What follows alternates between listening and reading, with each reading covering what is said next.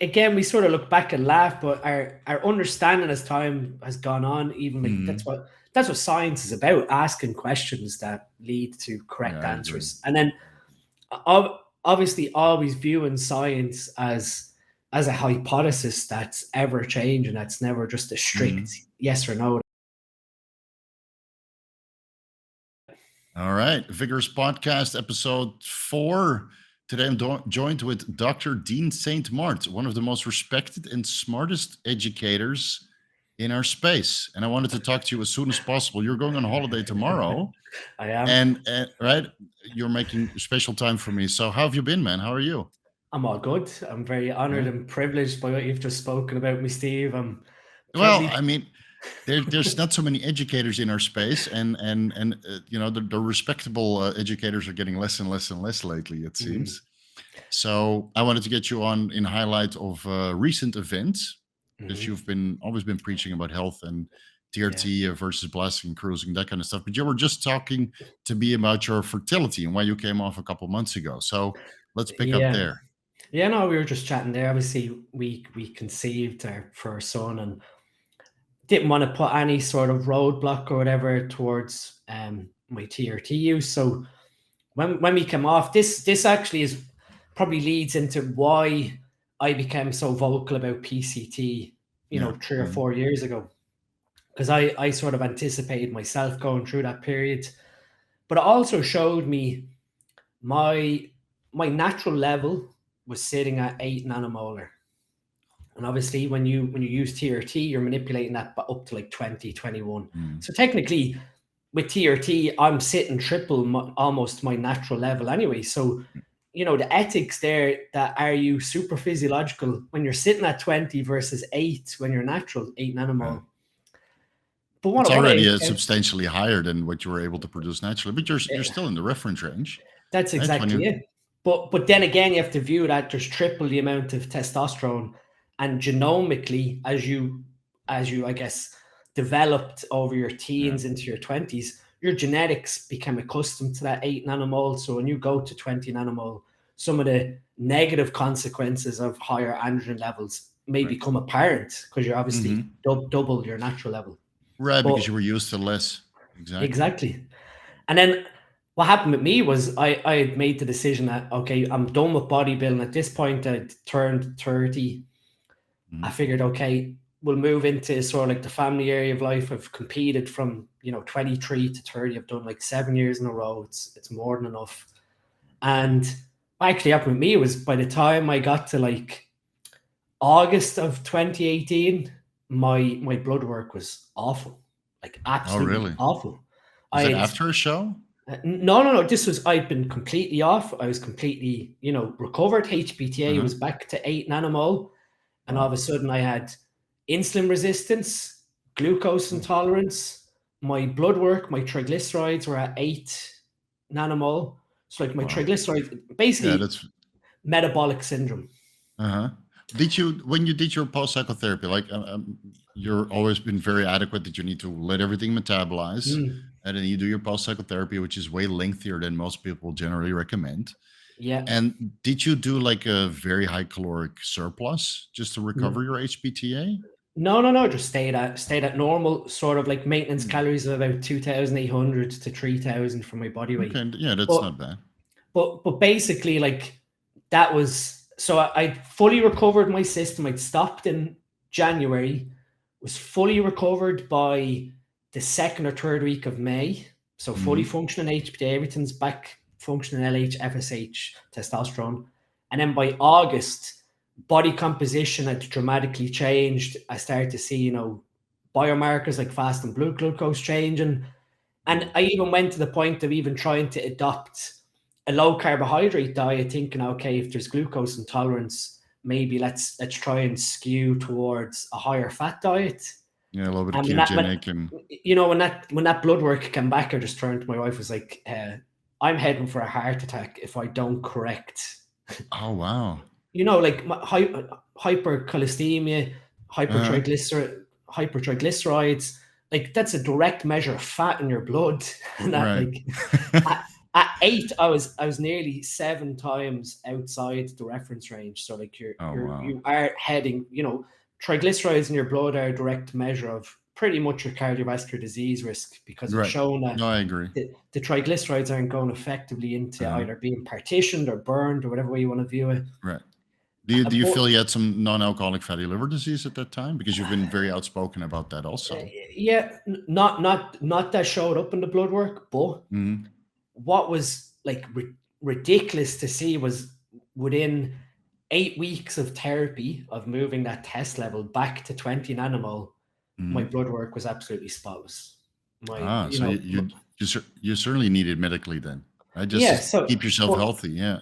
but that also shows for guys who are using TRT, aside from the risk of a PCT and going into that low hormone baseline, you're actually setting yourself up for potentially long-term damage if you do develop that metabolic syndrome. So Right. effectively, what happened in this instance was the bodies became so accustomed to 20 nanomole testosterone that the liver's production of digestive enzymes like Mhm. lipase, my production of insulin, my sensitivity of my cells to insulin was all dependent on that 20 nanomole testosterone. So effectively, the genomic effect of that TRT had changed the structure of my body, that Right. even though 8 nanomole was what my testes were producing naturally, Mhm. it was no longer enough for what my genome was looking for.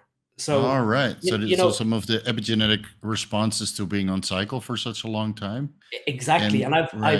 I've seen this in countless IFBB pros who have come to consult with Yeah. me when they've retired and they've sort of went, okay, TRT is great, but it's not really for me. So I want to recover naturally. And Mhm. we do have a successful PCT in these pros who have been, Right. blasting cruising. But within like 4 months, we've seen the blood work that metabolic syndrome is starting to ease its Oh, way wow. in. And you're sort of, you're trying to put forward to them that you can be stubborn and Right. stay off, or accept that if you don't go and manipulate your testosterone back to a higher physiological range, you're actually Mhm. probably going to cause more damage to your health long term.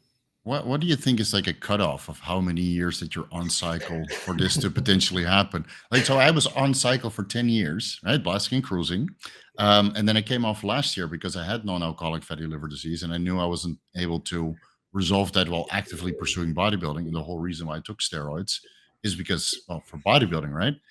So I took a step back. I did my post-cycle therapy that took, well, a couple months, obviously. I ended up with 600 nanograms per deciliter. So that's 14 nanomoles, Yeah, 15, roughly. right? Yeah. And I didn't get any of these metabolic issues, but in order to resolve my non-alcoholic fatty liver disease, I basically ate vegetables for like Mm, 6 weeks straight because it took so long for the fat to go away. So maybe I prevented that from happening myself because I was not eating anything. exactly. Basically, I was Yeah. just eating vegetables and tadka to To clear try and, everything. yeah. Yeah, and it went very, very fast. So I have a fibro scan that showed that my what is it, kilopascals? Are you familiar with fibro scans? Yeah, yeah, yeah. Yeah, so I did that 6 week fasting mimicking diet where I only ate vegetables, and my blood work parameters were pretty good. My liver enzymes came down to like 15 or 20 units per liter, and then I did my fibro scan, and it was one of the best fibro scans they've seen because all the markers were so low that they had to do it like 3 times, to get 30 measurements just to make sure that it was correct. Yeah, because I came in, I said I had non-alcoholic fatty liver disease. So that's pretty funny. But I think that's then probably I set myself up not to get these metabolic effects because I Mm. wasn't eating. Yeah, yeah, yeah. There's cause for that too. Mhm. And like I said, I sort of maintained the sort of same diet, same training principles while off. And it's just one of these things that you have to sort of make guys aware of, that aside from the sort of long-term health consequences of blasting, cruising, or doing steroid cycles, that when you're finished, you could be setting yourself up for this issue where you don't have a choice and you're going to be on TRT because your metabolic health depends on it. Yeah. Which is then a huge juggle, right? Because some guys they do want to come off and have normal fertility levels, which takes a while. It took me 9 months to get back to acceptable fertility levels after, and I lost all of my gains. So don't ask me for pictures. I looked horrible. And then I froze that sperm like a couple months back when I came back on cycle. And you see that the fertility starts to take a hit, but you're able to manage your appearance a lot better this way. Yeah. So it's a huge juggle, you know. Do you want fertility or good health on TRT? Because I think on TRT it's, you know, the morphology and the motility over time, it just takes a beating also. How long Yeah. did it take you to get your fertility to acceptable parameters? With 2018, we got lucky because Okay. one thing that I viewed, and this is something that I often say to guys who consult with me, the way we sort of view pregnancy and the whole, I guess, how we time sex for reproduction. It's most guys all just bank on this ovulation day, so they're doing tests after tests, and the female's tracking her cycle, and then they look and they go, "Oh, okay, she's ovulating on Saturday, so that's when we're going to have sex." But a lot of guys don't realize that, you know, sperm lives for about 4 to 5 days. So you should really be starting, you know, Early. maybe, you know, Tuesday, and then, you know, it takes 24 hours after ejaculation for your sperm, for your steroidogenesis and spermatogenesis to sort of get you back to your baseline sperm level again. So rather than, you know, having sex every single day or sex on the ovulation day only, having a sort of every other day intercourse approach. So you don't get bored also. Exactly, but also leaves you with, you know, a maximum fertility, that even if your sperm level is low, there's an accumulative effect here where, you know, Tuesday you have sort of your full amount, Thursday your full amount, Saturday your full amount, and you're never going to miss the timing of the ovulation, because if you have intercourse and the stick says ovulation, but the egg could already be halfway down the fallopian tube. Exactly, so right. You've missed your window there, even though the hormone is showing that you're ovulating. So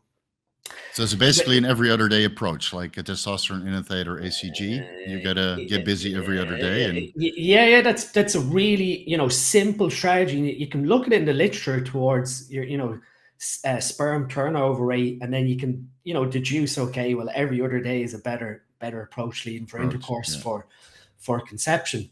But I sort of like, that was what I come off end of January, so February, March, April, and then we conceived in May. So technically my HPTA had really only recovered about, I'd say, 2 weeks. And even then, but isn't then the semen that you use to get your wife pregnant produced on cycle? So You know, no, because it takes a while for the semen this to is be ready. this is what I'm trying to get at as well, because if I come off in January, by the time everything sort of cleared, we were looking at, you know, mid-March. And then by the time you get to sort of May, I'd finished, you know, my HCG therapy and was getting ready into the next phase. And that was when my blood work was showing, you know, LH, FSH, total testosterone, all in the green again. But at that point, your FSH would have only been starting to come back online. So, you know, technically, when that occurred, I never got a proper full analysis other than, you know, a colorimetric analysis. And the, you know, the simple sort of at-home colorimetric analysis was saying between 5 and 10 million, which is still low. Okay, that's low, So, you know, it sort of shows that even with, you know, low sperm count, that's sort of outside that 15 million range, 15 to 20 million range, you can still have, you know, a successful pregnancy, provided, you know, the motility and the morphology are good, like we said there. Exactly. That's another half of the battle, other than, you know, having high numbers of sperm that can't swim. Right, you need good quality sperm. Right. Yeah. I remember, because I was on cycle, and then I started doing fertility tests more often because we're getting close to 40, and right, it's about time that we have kids. And then you see that even your semen volume and semen total amount is quite high, 60 million, 180 million. But the morphology is very bad or very low. And that took me months before the morphology and the motility actually came back up. So now I've been using ACG. Unfortunately, I just figured out that my ACG was fake. And I got it from the pharmacy. So I think it's a batch issue, because before I've done some fertility test a couple months ago, and there I still had decent fertility using ACG on cycle. still, it's it's getting more difficult to source some of these fertility medications nowadays. It is, and then you have the difference between uterine HCG and recombinant HCG, because the alpha and beta subunits of the recombinant is actually different. So when guys are going down the HCG route, it's not that you just get any HCG. It should be uterine pregnal, essentially, or a generic version of pregnal that's derived from human source, as opposed from the urine one, the urine purified. You also have HMG, which, funny enough, I figured out that HMG also contains ACG. Yeah, because it's not they're not able to purify that 100%. Yeah, we used to do HMG for the drug tested athletes because HMG is not on the doping list and they don't have a test for it because it's LH and FSH. And then later on we figured out that it also contains ACG, so it's no longer a viable option because you can detect ACG with pregnancy with the pregnancy test, but it also shows up on a WADA doping test. Yeah, there's a fertility is a big deal for us. It's a big deal. Yeah, and it's like you said, there's a trade-off, and that's that's another conversation I often have with even private consult. Yeah. And they sort of ask the questions towards optimizing testosterone, and it really comes down to, again, like what do you value? Do you value your aesthetic appearance or do you value your fertility? Because if sort of your fertility in kids are on the horizon of like the next 2 or 3 years, I often just say to them, it's not worth the consequence of going on using TRT or whatever way you want to view it, and you're doing maybe slightly higher than a TRT dose, and then having to go through the process of PCT, making sure that the HPTA comes back, making sure that the testes aren't, wrecked, that the Sertoli cells are all good. Exactly. There's no oxidative stress to the testes, all this sort of stuff that plays into the fertility side, that it just comes down to, you're better off getting that sort of priority of your life aside, and then focus. You can sort get of the kids out of the way first, and then do your bodybuilding journey. Yeah, it's hard, right? Because most of us, we start very, very young. Like I started bodybuilding at 15, but I was a little bit late to the hormone party, and now I'm 38, and you just keep postponing and postponing and postponing to have kids. And not for financial reasons, but it just because, like, my wife competed in the WBPF for 7 years. I was mostly won most of her shows, and so she wasn't ready to kind of sacrifice her physique to have kids, because the female physique does take a beating during pregnancy. Definitely. And now I think she stopped competing 3 years ago, and we're still not there. But I'm happy I froze my sperm. But what I think I will do next, I think I got 1 cycle left, which is, with the current state of affairs in bodybuilding, the dosages that I'm willing to run and the compounds that I'm willing to run is just getting smaller and less, recently. So I think the next time I'll probably do a fertility protocol with ACG and HMG. Fingers crossed I can source it properly by the time and stock up. And then instead of restoring my HPTA, doing a full PCT with the SERMs, I might just go, bioidentical replacement and do ACG and HMG monotherapy. That's what I wanted to do right now. But again, my ACG was fake, so my testosterone is 120 nanograms per deciliter at the moment. Oh, God. Yeah, actually, it's not that bad. Honestly, it's not that bad. But and life could be better. But I think that time, maybe a year from now, I'll probably just do a cookie cutter fertility protocol with 1,000 IUs ACG and 75 IUs HMG and give that a few months instead of trying to recover my HPTA, because the last time I came off, my LH and FSH came back 3 milli IUs per milliliter. And I don't even think it's enough. Yeah, again, that's another thing that's often asked of, where should FSH be for correct spermatogenesis? And we can't really say, this number correlates to this much sperm, because it really is then of that FSH, how many of those subunits are binding to the Sertoli cells. So you can't really say, X amount means you're going to have, X million sperm. But I've seen the sort of HMG, HCG monotherapy alongside a bioidentical physiological dose of testosterone, countless pregnancies, because effectively you're just bypassing what should happen naturally with the exogenous hormone. Exactly. Yeah, you're just replacing it. Yeah. Then you can just shift focus to you're still having optimized health from the optimized testosterone level. And your sort of main goal there is to protect the spermatogenesis from, oxidative stress, that the Sertoli cells are correctly germinating in order to produce sperm that have the right head, the right tail. That's sort of where the focus falls to then, as opposed to, worrying about getting back to your normal natural LH and FSH. I think the main thing that puts guys off in that regard is cost. Cost of it's not cheap. Cost of HMG in the UK anyway is about, for 75 IUs or for a combined like 150 IU vial, you're talking like 30 to 40 pounds. Yeah. And that's just one. That's a single dose. That's just one. Yeah. And you're sort of explaining to guys that want to go down this route that, of course, to some people, cost and having kids doesn't even come into the equation once you have a child. But trying to explain that, if you're going to do this every week, you're looking at about 80 to 90 pound every week for at least 10 weeks. Yeah. Because not longer. The first dose of HMG you take doesn't work for spermatogenesis at the quickest takes 7 weeks, 6 to 7 weeks. So, okay, I always thought it was like 78 days for like proper this is what I was going to get to. It gets to even longer than that. It takes sometimes around 72 days, which is 10 weeks. So you're trying to tell guys that when you take HMG, you're not going to see anything from it until at least 10 weeks time, because the spermatogenesis is going to be accumulative. And I mean, I had a consult, it was 2 years ago, and the guy was friends with an endocrinologist, and the endocrinologist was telling him to use HMG on the week of ovulation. Wow. Thinking that was going to have some magic effect. No, you need to use it for months. Spermatogenesis. And fortunately, anyway, after the consult, I gave him, all this sort of information.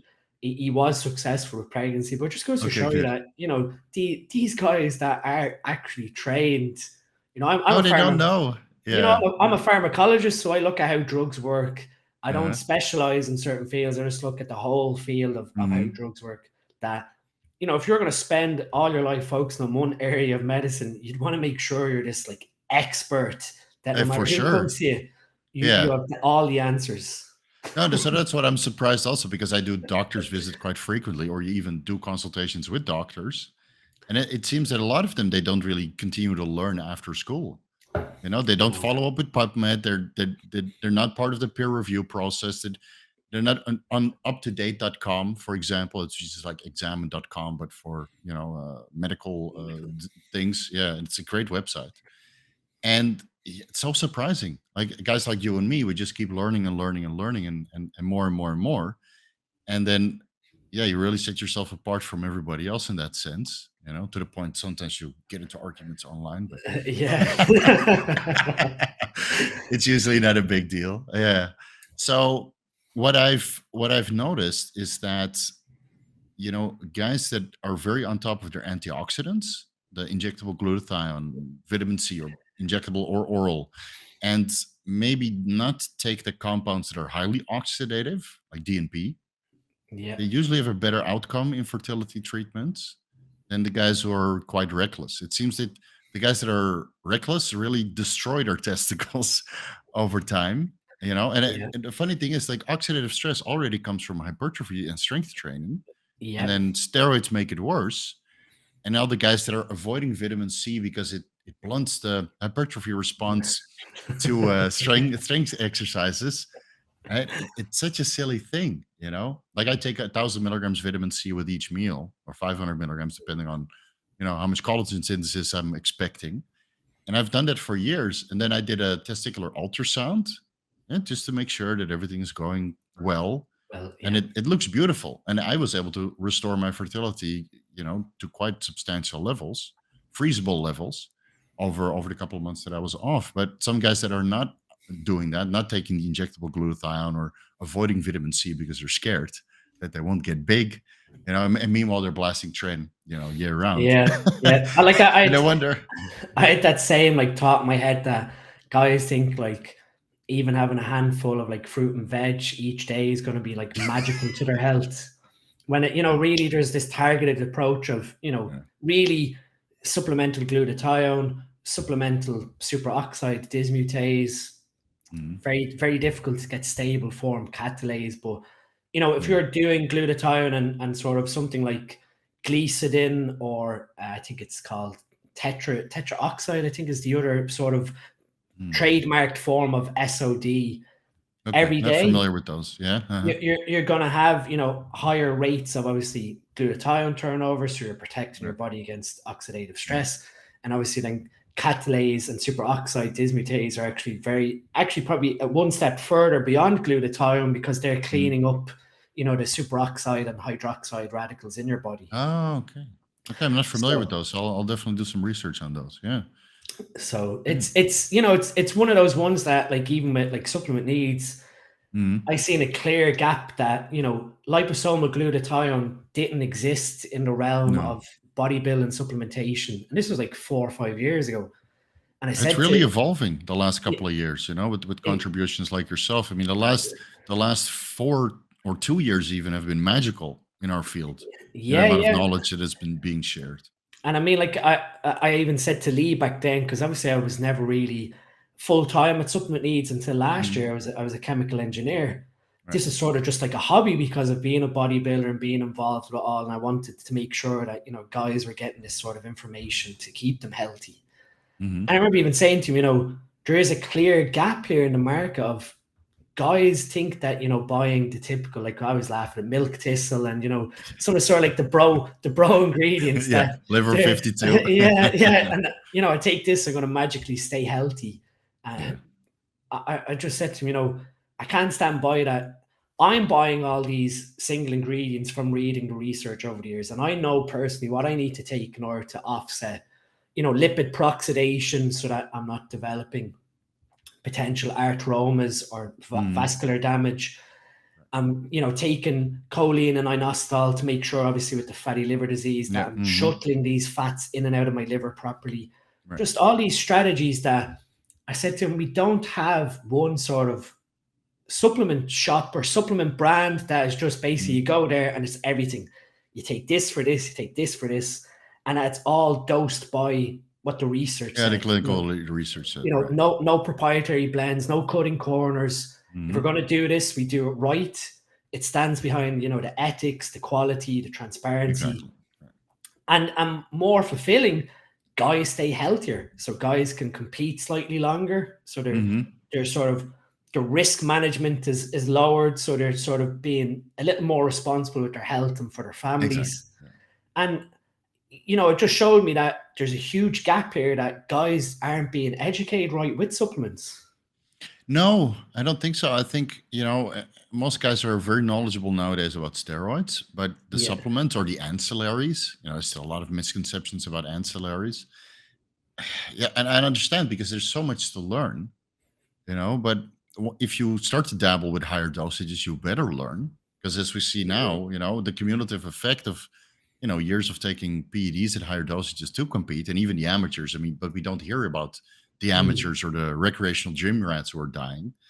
The information needs to be out there, but people also need to learn more, to keep themselves healthy. And usually blood work is, like, we've been preaching blood work for years now, but in many cases, it's not even enough. Like, I wasn't able to diagnose my non-alcoholic fatty liver disease because all my metabolic markers looked good. Just my liver enzymes were chronically elevated, which you then, you're training hard, so you write it off as training intensity. Yeah. And your ultrasound is a routine checkup. You're like, oh, okay, I got something to take care of now, Yeah. And I mean, that's what, even I had a cardiac MRI last year, full cardiac MRI. Okay. And this was because when I was 16, I caught pericarditis. I got a virus in my heart. And as a result... Okay. Yeah. And as a result, because of that pericarditis, I stay, even up until before even in bodybuilding, every 2 years I'd get an echo to make sure that the pericarditis, because obviously when you contract, people don't even realize this, when you contract a virus in either the pericardium, which is the outer lining, or the myocardium, which is inside, which is even worse. it doesn't go away. So you still have viral particles waiting for the opportunity to attack again. To attack. Yeah, and it's where myocarditis is such prevalent nowadays. Yeah. So because a lot of inflammation around the heart from these issues. Exactly. So like, just as even my sort of routine being diligent with my own health before bodybuilding, I went and I got a full contrast MRI last year to make sure, from one side, obviously, that there was no vascular damage from the virus, because that has left me with a bigemini heartbeat. So, there's an arrhythmia there where my heart beats twice in one beat every now and again. Oh, right. Okay. So I had skipped beats, and that got worse with taking too many sets to failure. So, but continue. I'll pick back up after you're done with your story. I'm sure you're probably like me in that when you get an ECG, sometimes they like look at the ECG and then they look at you and you're like, and how's your life? I just then explain to them, okay, yeah, I've got bigemini heartbeat. Like, oh, that explains why you've got two spikes, one after the other in your ECG. Right.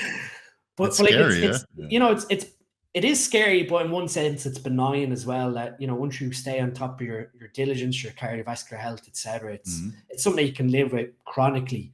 But like the cardiac with MRI contrast, genetically for me, my HDL is below. So 0.9 of a nanomole, which is like maybe like 35, 36 in the US. That's not bad. It's not bad, but it's not, as elevated as 1.2 or 44, 45, where you're sort of clinically aiming for. But my MRI with contrast was spotless, and this is 10 years into bodybuilding, and you're sort of then going back down the chain, and obviously, like I said, your knowledge of antioxidant take, offsetting the oxidative stress, following sort of, we could get into arguments with even dietitians and nutritionists over, the quality and source of food. But, my diet pretty much has always been single food ingredients. Yeah. Very, very minimal processed. Every now and again, I might have, maybe some sort of takeaway, but it's always going to be it's a family day, right? Yeah. Rice and chicken. But for the most part, for the last 10 years, my diet has been sort of immaculate with this sort of supplementation. And then it starts to like throw a, spanner in the paradigm of, oh, well, steroids cause heart disease. And you're sort of like, well, yeah, right. We've used steroids and myself. And so I've been similar like you, like single ingredient food for how long I can remember. Since 15, I was already preparing my meals, right? And then I did my MRI, same as you, last year. I did it in July with the contrast and adenosine triphosphate. So you hyperventilate just to make sure that the arteries dilate. Flawless. Beautiful. Like everything normal, normal cardiac function. No spots, no necrosis, no anything. So that put my mind certainly at ease. And I was actually able to reverse some of the heart enlargement that I was diagnosed with a couple of years ago, because I went off cycle for such a long time and I didn't train. I just did cardio, taking a beta blocker. So actually I was able to remodel my heart in a positive sense. And that was determined with an ultrasound, so an ECG, EKG. Always these abbreviations kind of mess me up between the electrodes and the ultrasound. So it is possible. And then I did an EKG again after this last cycle, and now I got left ventricular hypertrophy again. Yeah. But again, there's probably some form of myocyte remodeling that's based off sort of what we see with muscle memory. The myocytes at the heart have probably a genomic effect where it's just remodeled itself back to how it was based on that exposure. Right. No, so what I'm going to do probably in a month from now, or at least before I decide to go back on TRT, is a CT scan with the radioactive iodine. I still want to check my kidneys first just to make sure that they're up for it. Just do a full checkup there with an inulin clearance and cystatin C in urine and the blood, just to make sure that they're functioning 100% correctly, because a CT scan is not something you can do every year. Yeah. And then see how much of remodeling I had over the last cycle. I guess even from the discussion of even steroids, we've moved away. Like if you even look, we've developed no new anabolic steroids since the 70s because there's no money to be made. So what's been structurally activity relationship derived, what the steroids we have now have been developed, it sort of satisfied the need of, they have some risks, but they have some benefits. So there's no point in investing, millions into a new form of therapy. And even then, that's sort of where SARMs failed, because of we just can't get to that separation level of just targeting anabolic tissue. And the problem is, like, SARMs, they might have some medical applications, but the selectivity is it's lost from 7 milligrams per day onwards, or depending on the SARM. Just like Nebivolol, for example, that's selective up until 10 milligrams, and then it starts to overlap into the beta-1 receptor, beta-2 receptor. So it's selectivity in most cases dose dependent, but if you want to use SARMs for anabolism, you're far exceeding this selectivity dose. Yeah, and yes, we can't deny, because I remember studying these when I was doing my PhD, just as like a side of this was like 2008, 2009, and sort of the first literature review of SARMs that came out, I think in 2008, and it was going over like where the phase 1, 2, and 3 clinical trials were, and putting S4 and Austrian sort of at the lead front, and all other companies were chasing behind with Ligandrol and all the other sort of variants of SARMs. And it became clear that, from the data, yes, they caused anabolic effects, but they were clearly causing androgenic side effects when they were titrated to a higher dose. And it sort of came to, front of, are they as effective as anabolic steroids in terms of genomic effect? And we started to see potentially not. And then you have to sort of medically and ethically weigh up, is it just as better to prescribe, an osteoporotic female, 10 milligrams of Anavard and send her down like a clinical trial of Osterine? Exactly. So, pharmaceutical companies have just not, like, this is often a question, I guess, why don't we have new steroids? Why have people moved away from, money isn't there, from investing money into it? And it's just that there is no return on investment. And the weird thing is, most bodybuilders, they are very into the discontinued compounds. Yeah. Trenbolone and the Masteron and the Boldenone is still, being used in racehorses and stuff. But everybody's like really into the gray area and discontinued compound. And now Ment, right, made a little bit of a comeback, which was researched to be a fertility medication. Or what is it called? The opposite of that, where you basically produce sterilizing drug.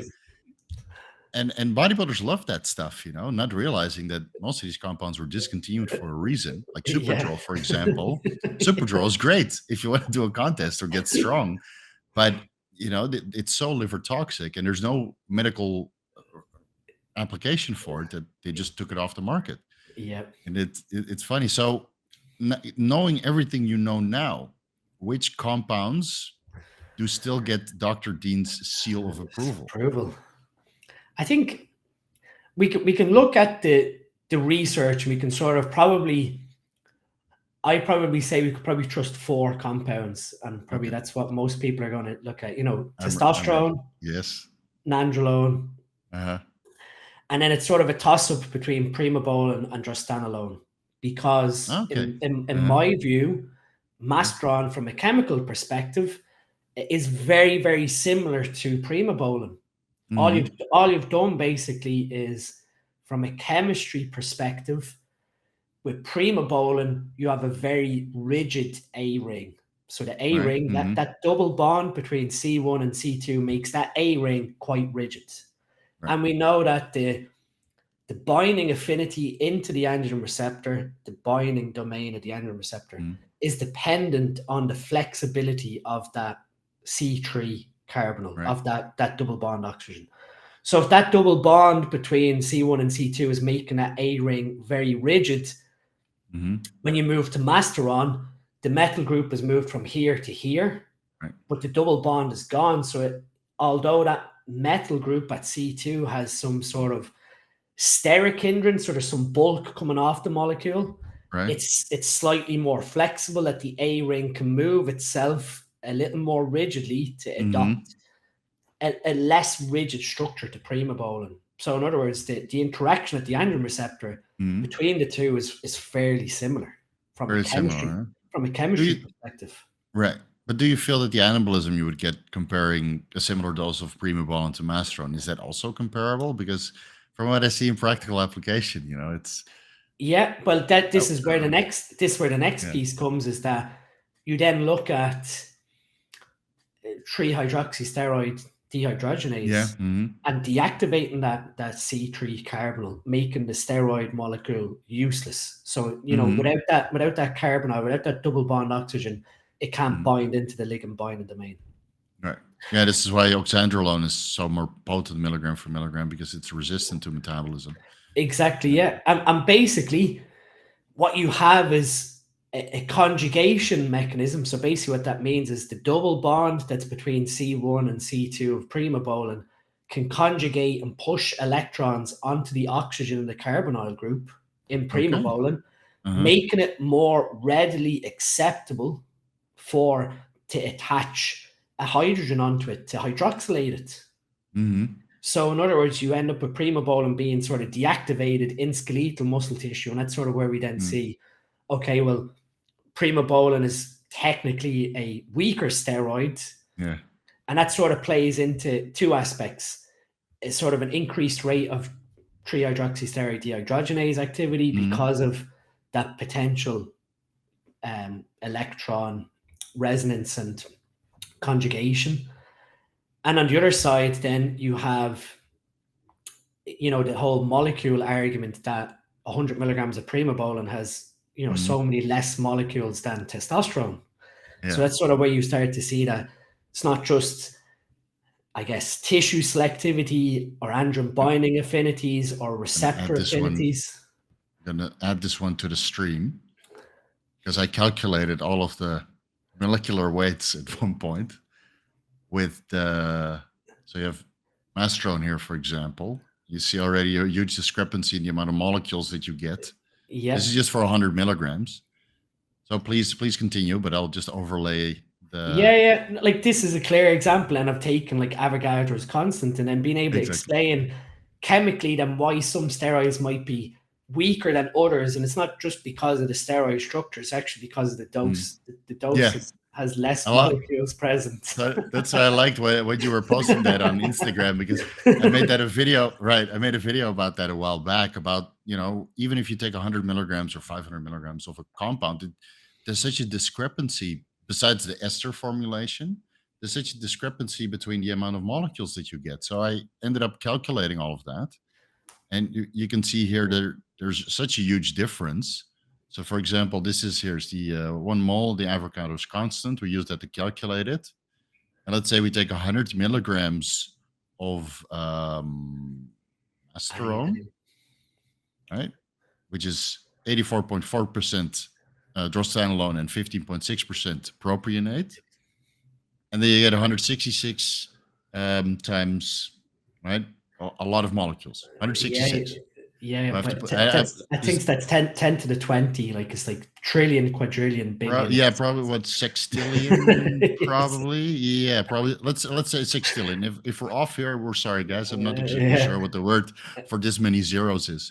So you have 100 milligrams of Masteron, right? Drostanolone, propionate, 166 sextillion molecules, and then Primobolan enanthate is 145 sextillion molecules. So that's, or what is that, 15% difference? Yeah, it's big. It's big. Yeah. And that's sort of where, we can all say the genomic effect in terms of nitrogen recycling of all steroids is pretty identical, because it's not, it's not a fancy mechanism of how these work. People think that it's the direct turn on of making your muscle tissue anabolic, so it grows indefinitely with steroids. That's not really the case. What they're doing on a genomic level is basically, when the cell has used protein and it passes it into the bloodstream, it's allowing the cell to actually go, hang on, I want those amino acids back again, and pulls it back into the cell. And we want that in skeletal tissue, so that there's more nitrogen, which means more amino acids. And the more amino acids, they get more incorporated into peptides, and peptides become proteins. Protein and turnover, this sort of, then where you increase total muscle, I guess, protein synthesis of the body is by that nitrogen recycling. So we all know that the sort of nitrogen retention capabilities of all steroids is fairly similar. It's sort of what they do outside of that as well that's important for their effect. And right, some anti-catabolic effects and electrolyte retention, and then the effect it has on the proton pump ion exchange. Yeah, and of course the role of sexual binding globulin receptor complex, and it gets complicated fast. That's why I always laugh that all steroids are equal, but they potentiate so many different effects that the results, right, the cumulative results over time are going to be vastly different. That's why it's always so funny. Like, you do this cookie cutter contest prep cycle at 100 milligrams test probe and 100 milligrams Masteron probe and 100 milligrams strain acetate. And when you really dissect what is going on, it works, obviously, otherwise people wouldn't be doing it. But when you really dissect what all of these different drugs are doing and the overlap, it's quite funny, but for most guys, they don't really care. They just want the results. Yeah, get the result. I mean, from another sense, you've got a cost analysis where, someone even asked me before, why wouldn't you use, it in the context of things, we start to see even, recently, this sort of popular mass gain and cycle where Masteron is included in quite a large dose. So we're talking like 800, 900 milligrams of Masteron with a testosterone base. And why would you do that instead of Primobolan? Why would you do 800 milligrams of Masteron and not 800 milligrams of Primobolan, or vice versa? It's hair safe, right? Well, it comes down to you basically have 800 milligrams of Primobolan or 800 milligrams of Masteron. If you can get real Primobolan, then in theory, it's going to be slightly safer to your body on an aspect of less molecules, increased rate of 3-hydroxysteroid dehydrogenase. You have all these sort of factors that play in that it's still going to cause protein accretion because of that nitrogen recycling. But less there's inflammation because it's pharmaceutical. The castor oil gives you more stable serum concentrations, and you're adding all these things up that then you're sort of like, okay, well, you've got Masteron, which is heavily counterfeited as testosterone. That Masteron. If you do use real Masteron, you'll know all about it because you will see. Oh yeah, you're flying, you're peeing all night, and you will also see that. And you see in blood work, I don't know where this argument of, technically they're not aromatase inhibitors, but again, it comes back to the flexibility. Yeah. In aromatase, you have what's called the gatekeeping domain of the enzyme. So aromatase has these two peptide structures on the outside of the aromatase enzyme that allow molecules to pass in depending on their size. So if you've got something like Primobolan that is very rigid because of that double bond that we spoke about, Masteron, Drostanolone, is more flexible. So it approaches this sort of gatekeeping section of aromatase, and it's able to sort of conform itself to fit into the binding pocket of aromatase. Now, it's not going to do anything, but it's going to occupy that binding pocket that, as a competitive inhibitor, that if testosterone comes along, it's already occupied, and it goes, okay, well, let's occupy next one. Next one, yeah. So you see even, reductions in estradiol formation with drostanolone because of that competitive inhibition. Yeah. Not that it's lowering your aromatase production, it's just competitive. No, it's competitive, reversely binding aromatase inhibitor. And it seems to be the case with a lot of DHT derivatives, even with Primobolan, albeit not to the extent that Masteron has. I mean, I've seen so much blood work over the years, and you do consultations as well. So you just, you get way more data than is available on PubMed just from anecdotal evidence. Yeah. And then you realize that, all these drug combinations, they have an effect on how your body responds and how your blood work is going to change. So that's why I prefer, for example, a dose. I made it a cookie cutter comparison, testosterone to Primo 1-to-1 ratio. It's a starting point. Yeah. Right? Is it the exact same amount of molecules? Do you get the same amount of reversely binding aromatase enzyme inhibiting activity from the Primobolan as the dose of testosterone requires for nicely balanced estradiol levels, you'll have to see, because everybody has different amounts of aromatase enzyme expression. And of course, if your body fat levels are higher, or your I think there's aromatase expression in the liver, which differs from the peripheral tissue. So if you're taking compounds like Dianabol on top of that, which metabolize into methyl estradiol, it complicates it a lot further. So to come back to the argument of Primobolan versus Masteron, right? You say that they're like kind of tied for the third or fourth place. Yeah, to me, you've got to sort of view what you want to take away from it, and that sort of competitive binding of Masteron to aromatase can be beneficial for someone who has a genetic high aromatization rate, that we can selectively control that testosterone to estradiol ratio with the Masteron without having to use a strict AI. But obviously, like you said, then with sort of the DHT derivatives, you do have potentially an increase towards hair loss, depending on how tissue selective those compounds are going to be. So obviously, DHT is one factor of hair loss, because I remember like last year I really got into all the deep core mechanisms of hair loss and hair growth, and you start to see that DHT is just one aspect of hair loss that leads into loss of hair follicle, where the hair follicle never goes from the telogen, the sort of resting phase, back to the growth phase. And that when that sort of club hair, when that hair that's fully grown falls out, it actually never gets replaced by another hair follicle. And basically just the pool of stem cells in your scalp diminishes, so that the hair follicle can never actually regrow hair again, unless you actually do a transplant where you physically put another, I guess, hair follicle into the previously occupied space and allow it to stem cells. Beautiful line here. That's crazy. So with these compounds, yes, potentially you could say some of the DHT derivatives play into hair loss, but I guess it comes down to the site of activity, the androgen load itself, with the total concentration of DHT in your body, and obviously what's really happening with hair loss from, if you're just using testosterone only, would be your genetic expression of 5-alpha reductase as well, of the different isoforms, in the scalp, the different isoforms, the three isoforms. So you end up in a scenario where, again, it's sort of genetically driven, that if you are having a higher expression of, I think it's type 2, does most of the damage in the scalp, you're looking at, increased hair loss. And eventually, hair loss stays permanent because you've not replenished the follicle and the stem cells. It's not just the steroid, the molecules themselves are causing the hair loss.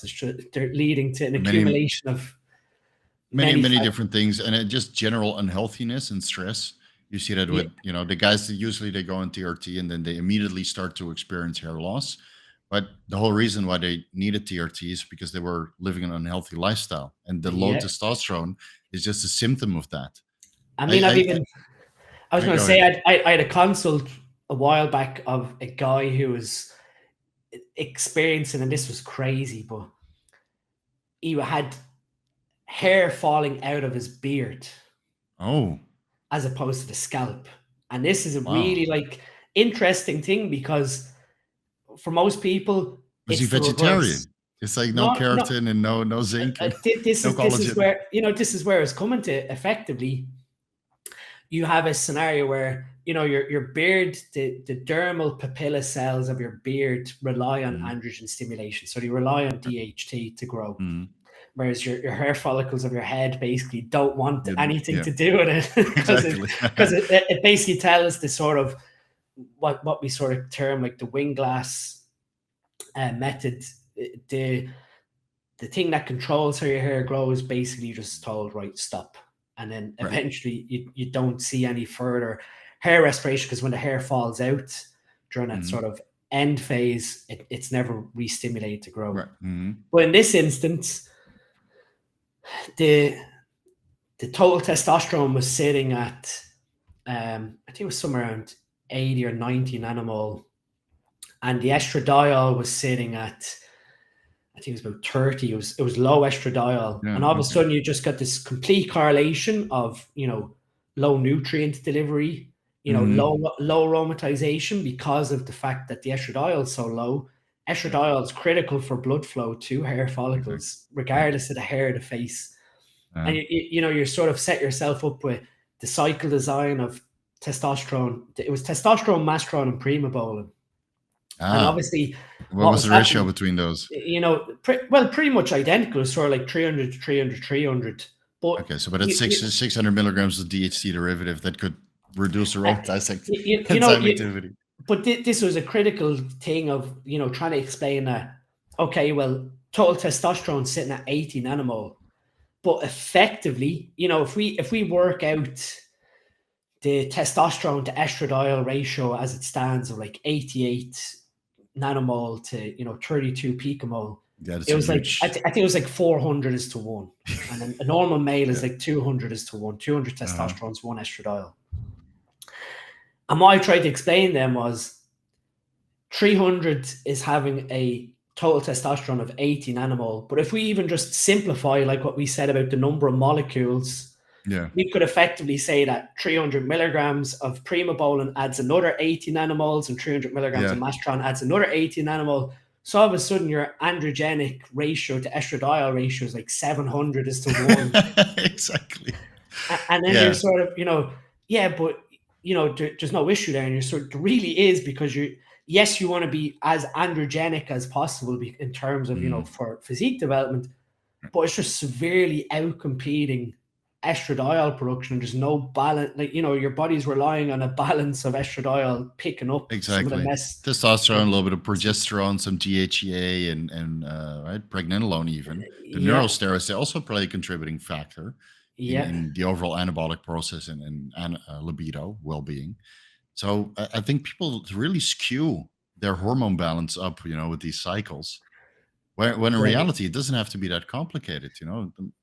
From what I've noticed over the last couple of years, if you stick with bioidentical stuff and you keep them in a decent ratio, so that's just test GH, insulin, maybe some thyroid replacement, and DHEA and pregnenolone or ACG, which also stimulates a little bit of neurosteroid production, it seems that most people get great results with decent blood work parameters.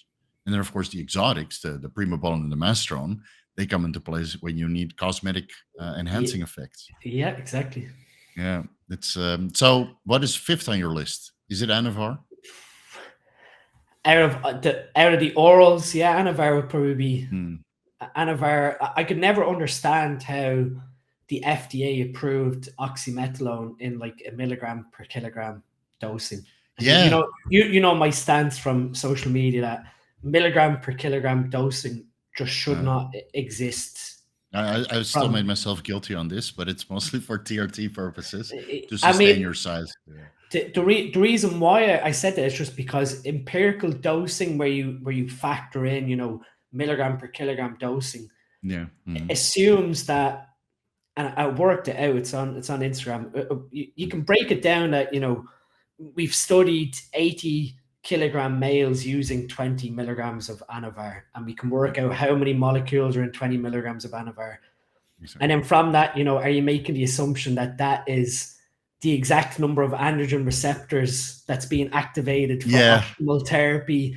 And you can keep drumming it down until you get to like 1 kilo of body mass, not even lean tissue. 1 kilo of body mass therefore has like 4 by 10 to the 19, like whatever, 4 sextillion or whatever that number is. Yeah, right. Yeah. Androgen receptors, and that's like your sweet spot. So then you'd have like very smart people going, okay, well, we know how many molecules is in this dose, so you know, we're going to use, you know, 100 milligrams of this and 100 milligrams of that, and we're defining the ratio of what androgen receptors are in your body. Right. Yeah, with that. You know, I don't disagree that, you know, from a medical perspective, we use milligram per kilogram, but that's often for a one compartmental model. which effectively Right. means, It's for one or two medical applications, and of course in a disease setting.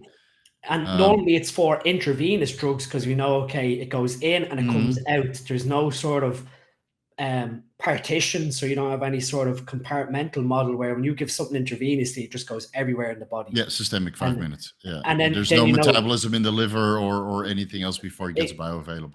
and then renal clearance is sort of correlated to the Yeah. increase in dose, so it's sort of linear, the decrease. So yeah, you can Mhm. sort of, in an emergency setting, you have someone who's 50 kilos, you have to quickly give something in an emergency setting. Mhm. You can just sort of say, okay, well, we know X amount from clinical study done this Mhm. effect in rats, so we now correlate that dose over to humans with a multiplication factor, and we'll just Right. linearly increase it. That, to me, it's just a very dangerous way with sort of educating people. Mhm. I seen a No, post I agree. recently where someone wrote, 4 weeks out, currently on 20 milligrams per kilogram dosing, and it's like, why not just say you're on 2 grams of gear? Like, Right, why exactly. not why Hopefully not hopefully it's 100 kilos. yeah, no, like 100. Why not just be completely straight and go, right, 2,000 milligrams? Like, Yeah. 20 milligrams per kilogram doesn't say anything other than trying to define some level of safety in your head that, oh, I'm on No. this many milligrams per kilogram. Right. No, I know. What I usually recommend to beginners that, when you do a TRT dose or a cruising dose, I would say 1 milligram testosterone per pound. Yeah, and I Because, mean, but that's it. But like proper cycles, I would never say that. Just again, it's a normally guideline to start to sustain your mass. normally what I tell guys is, Mm. we know from quite a lot of study now that 250 milligrams of testosterone and anti will yield a blood level of about 45 nanomole. Yeah. Hmm. So if we have that to 125, it's 22 nanomole. Yeah. And basically, you're sort of, if you were going to go straight into TRT, well then 22 nanomole, 125 milligrams of testosterone would be sort of Hmm. your guidance dose to Right. use. Starting point. Right. Wait 4 weeks, 5 weeks for Hmm. the ester to stabilize, and then get your blood plasma testosterone checked. Exactly. And then Hmm. you can see your genetics towards metabolic clearance. So are you sort of like what I've said before, a hyper metabolizer or a poor metabolizer? So is your liver clearing more or clearing Hmm. less? What effect is it having on SHBG? What's your aromatization rate? And then you can change the dose based off what that data is telling you. But for the sort of milligram per pound body weight, to me, the reason why for that was, say you are 200 pounds, you're going in at 200 milligrams, and your test level might end up being, close to 35. So you're still sort of in that physiological range. Hmm. And you'll get guys then justifying that this is healthy, I'm staying in this range, and never want to actually strip back to 20, 22. Why move from 35 to 22? I'm still, All right. I'm still in the green, but really, A for a lot, lot. a lot, a lot of guys are scared, to lose all of the gains. When in reality, muscle memory and then the epigenetic changes that occur on cycle are so powerful that you can get it back in half the time that you were off. Like Yeah, last year, yeah, I lost everything. I went down to 84 kilos from 118 to 84, right, to resolve the non-alcoholic fatty liver disease. And then a fraction of that dose, right, a little bit higher than TRT, 280 something milligrams, half an ampule of Bayer test and a full ampule of Bayer Primo. That's it. Within 3 months, I had everything back. yeah. You And, know. and, and that's again something that I posted on social media last year. Was a picture of me at the end of an off-season push, and me at like Mhm. 12 weeks into sort of this sort of TRT phase, and that's sort of where I Yeah. prefer that sort of setting of TRT in cycles. Yeah. And I was sort of like, if you can't psychologically accept how you look on the right when you're at TRT, Yeah. then this sort of game isn't for you, because Exactly. you Yeah. you will just keep taking health risks to define the person on the left But rather than isn't accepting. isn't that like 95% of the industry? That's the problem. You sort Right. of, there's a whole psychological factor to it, that Mm. Oh, guy, small guy, that I you lost you there for a second. Sorry, Um, I lost you there for a second. So you were saying, I let's was go saying back a minute. you psychologically gain this sort of persona that you're known as the big guy, Yeah. and then Uh-huh. and then you're sort of, I guess, mental pressures aside, Mm, your personality is resolved around that sort of drug use, that you mm. could never then view yourself as being a normal individual. And this sort of perpetual cycle of, even when guys attempt to come off, get It to a doesn't last point where, long. yeah, Yeah, and it they doesn't just last long. justify going back, which is, Yeah. again, I think like you went off for a longer period of time to have kids, right? And mm, then you see your physique deteriorate, obviously, and which is still better than general population. You're still stronger than general population, but when you look at your own physique, you're like, yeah. what the I hell mean, is going on? But I think everybody needs to go through this. That's why I tell people, like, if you do your first cycle and you do a PCT and you stay off for a longer period of time, and you ride that roller coaster up but also down, so you don't immediately go into TRT and cycling or blasting and cruising, then at least you set yourself up to, so you know what to expect when you come off. And let's be honest, when you come off for real or even on TRT, you probably look worse than your natural best, because now you have more muscle mass to sustain on a dose that's very representative of your natural levels, but there's probably more androgen receptors, so it's diluted. That's how I yeah, yeah. always felt. Yeah, Yeah. yeah, yeah. In theory, like, I mean, that always brings up the question of, if someone does their first cycle, how much theoretically can they keep?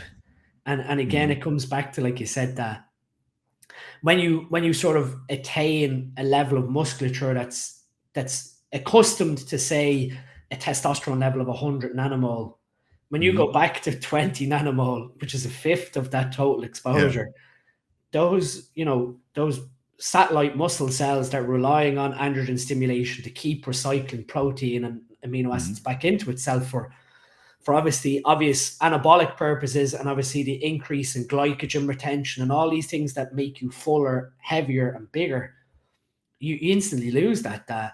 You Yeah. have to accept that when you're at 20 nanomole, if you're doing all the same practices as when you're at 100 nanomole, that sort of muscle mass that you're holding at 20 nanomole That's is the sort of real your, one. yeah, no, it's that your genetic capability of what you're holding naturally.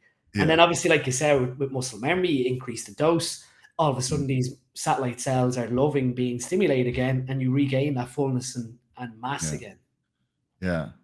So you've been adequate about this TRT practices and then doing cycling. So what is the idea behind it? Was that because of the superphysiological levels of testosterone prevent your liver from healing in casing of non-alcoholic fatty liver disease, or just to bring yourself back down? Because cruising nowadays is, well, more than 250 tests and then some extra on top. Yeah, extra molecules, extra compounds. I mean, Yeah. my thing here was blasting cruising sort of came about like mid 90s with professional Hmm. bodybuilders, but we can accept blast and cruise, and perhaps in a professional environment where these guys are, Hmm. they had quite big contracts for sponsorship, they had to look a certain way for photo shoots, they had obligations to compete, that for them to engage in periods where, say for 60 and 20 weeks of the year, they go to TRT and then go back on cycle for Mr. Olympia or whatever high level competition they're going to enter. They couldn't justify that, in that you had to obviously maintain probably a higher level of androgen stimulation, like what we're saying here, that instead of going from 100 to 20, you're probably, going from beyond 100 to maybe 60. So you're still you're Yeah. still way outside the Maintaining physiological somewhat. range, Yeah. but you're maintaining somewhat of your size. Probably not the same sort of condition or fullness as proper full on cycle, but you're giving your body a break. Right. Um, to me, for that sort of professional who's willing to take that risk, perfect. Mhm. Their livelihood, their sort of professional manner perhaps justifies that decision in their mind. Doesn't mean it's Yeah. medically correct. No, no. It just means that there's a higher stake here, that if they don't engage in that activity, they're probably going to lose income. Well, So it's their livelihood and, of course, their reputation. There's a lot on the line, you're a pro, and in most cases, it's your health, as we see more often than not nowadays. And Yeah, then the weird thing is that it seems to catch up to people like also 10 years after they're already done, because the exposure duration was maybe 10 or 20 years and they did some damage. But at that time, when they're 30 to 40, they could still get away with it. And then when they're getting closer to 50, it starts to take their toll, even though they've been proactive from 40 to 50. And yeah. that's what makes it scary. And of course, the Definitely, and situation, that's sort of why even now all of us educating, it's trying to get guys in their 20s to realize yeah. you're invincible in your 20s. Most guys are invincible. Mm, Health issues, unless you do something really silly, it's yeah. unlikely you're going to develop sort of some chronic health issue within your 20s. If you continue like silly practices over 10 years in your 20s into your 30s, perhaps at some point in your mid 30s, that's when something's going to hit. Mhm. And sort of, again, it's just a cumulative that the further you go on, the more likelihood it is for you to have some sort of health consequence. Right. Yeah, because the body just gets a little bit stubborn, and I feel it's like health resistant as you continue, and you see that with people who are older and don't take any performance enhancing drugs, it just Yeah. gets more difficult to manage health. And of course, with PEDs, I mean, you're speeding up so many processes in the body that you basically get to that older age faster. Yeah, I mean, it comes down to, if people want to look into it, it comes down to, telomere shortening, Yeah. the caps at the end of your chromosomes and your Mhm. DNA, shortening that over a progressive lifetime period, they do get short, and that's why you Mhm. age, because your cells can't Right. indefinitely divide naturally. No, and then you get That, senescent cells, which right yeah, function incorrectly, and you and start to so see, like I've started to get gray hairs in my beard, so it's starting to give me a uh, sign that there's a level of genetics to it, but also epigenetics that, my lifestyle, external stress, mhm, it has caused potentially, hydrogen peroxide radicals to kill mhm, the melanin cells of my beard. mhm, So now that yeah, melanin cell can't make the color brown, right, it's making and gray. right. It's weird, huh? It's so fun, and all these things when we got started, we didn't think about, Yeah, yeah. and And I mean, and you that's know, sort of, where you start to see guys who sort of really push the boundary in terms of even mTOR activation speeding up senescence. So telomeres are yeah, getting shorter and shorter, and guys are physically aging because of the rapidly. cells. The cells don't have the capability to stay young. No, I think the growth hormone and the IGF-1, mega dosing also plays a contributing factor because the cell division, the hyperplasia that it induces, and every time the cell divides, you get telomere shortening automatically.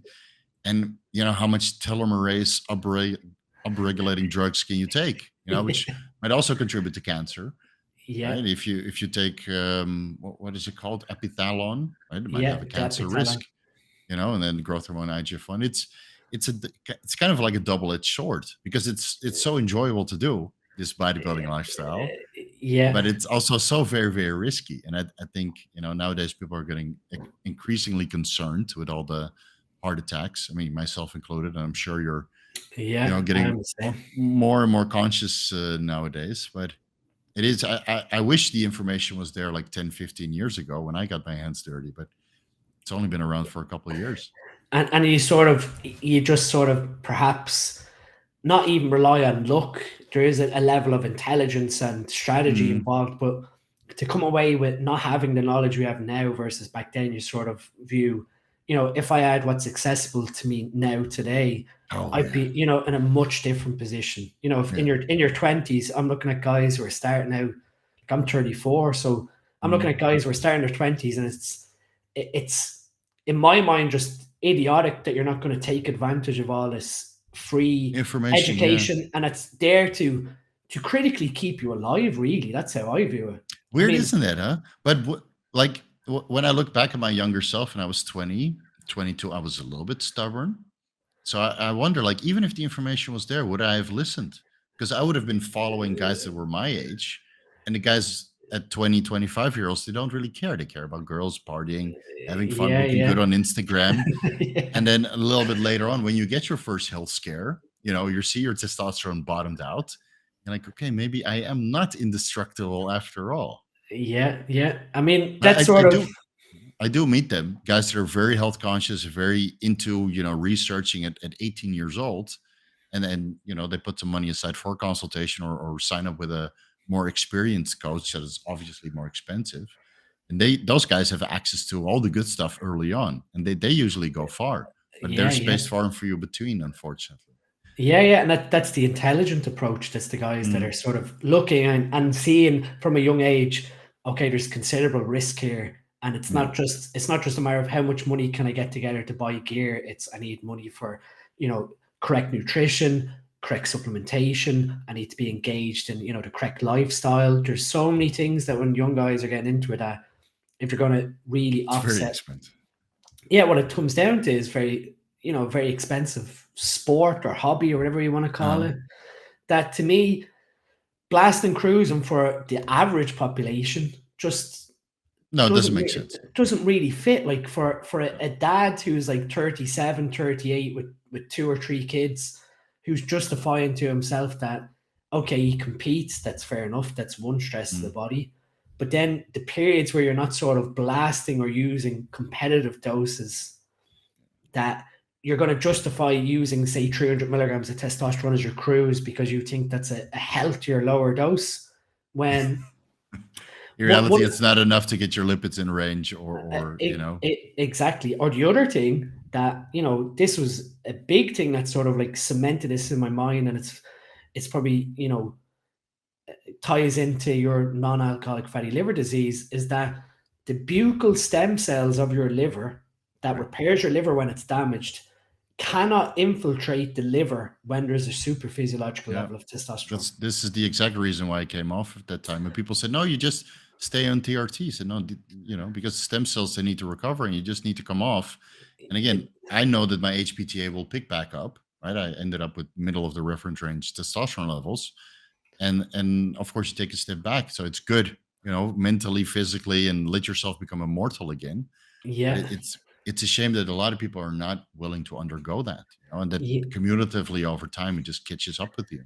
And I mean, that cumulative factor ties in, like if you do a contest prep where your last sort of 6 to 8 weeks is oral androgens, you then move into sort of your rebound phase. Yeah, And if high you're, calories, and high calories, again, if your sort of rebound phase is an anabolic cycle as opposed to even TRT, those stem cells are never repairing potentially no, some of the steatosis, the sort of fatty deposits that's happening in your liver from the oral use.